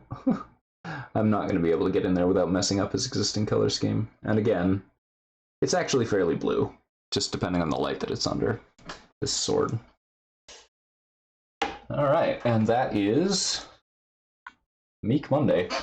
So I think I've sort of discussed this. The plan from here is to get the Lupinoid next, probably the Curbite after that, this guy with all the tongues. That leaves us with 4 each of the Zoalans and humans and 1 power armor. I'll probably do the power armor on stream, as well as 1 of the Zoalans and 1 of the humans. But I don't want to do all of them on stream because I think that's just going to take a really long time and not really be hugely fun. So I might do those probably over this weekend just to kind of get them out of the way. If I can manage to make time where I'm actually awake. It's, yeah, my sleep schedule is very, very borked right now. But yeah, at this point, it's only 9:30, but I think I'm going to actually call the stream here, since I need to take a little bit of extra time for cleanup tonight. And that does give me some significant amount of hope that I'll be able to do the Lupinoid and the Curbite both tomorrow. It might be a tall order, but if I can get going early enough, I think we should be able to do it. If I can get started like right at 7, I can probably manage to get it done. And also, if I'm not stupid and actually this time actually remember to split my blue tack between 2 medicine canisters, then I will be able to work on 2 at the same time. I didn't think to do that because I don't know why. Because neither of them have particularly much detail. The Lupinoid has, like, I mean, she's like literally fur and skin, which is all going to be the same color. Shirt, pants, and a gun. And like that's literally all the detail she has. She's got like a couple little pockets on her legs. That's all. Like she's got very, very little detail. We've got the Curbite, who has a lot of little bits, but only a couple of colors. So there's the main body, the legs, the mouths, the tongues, the weird little fiddly bits. Sorry, I should actually hold this in frame. Fiddly bits up top, and then the gun, and like that's it. So the guns on both of them can be done in the same pass, the same, I can just grab one, grab the other. The base coat on this was probably going to take longer, so I'll probably do this one, and then wash it, and then do the base coat on the Lupinoid right afterwards. So realistically, I don't think that's going to take very long compared to this one. And this one's just a lot more fiddly. Then once the wash is drying on the Lupinoid, then I can come back here and start doing the little details. So yeah, should be pretty manageable. The Curbite especially, I'm not going to need to go back for very much because he's not wearing any clothes. He doesn't have any like buckles or anything like that. The only real details on him are just the bits on the gun, and that can be all done right at the end. So he's going to be very straightforward. It looks like. Same with the Lupinoid. So doing those both in the same night should be pretty manageable. For our learning session later, I'm thinking maybe do 3 of the humans or 3 of the Zoalans, just because we've got 4 of the same Zoalans and 2 of the same humans, and I think that should be quite manageable. So I think that's it for the night. But thank you both for joining. Thank you to anybody who is watching this later on VOD. And we'll be back with the Lupinoid and Curbite tomorrow. So have a great evening, everybody.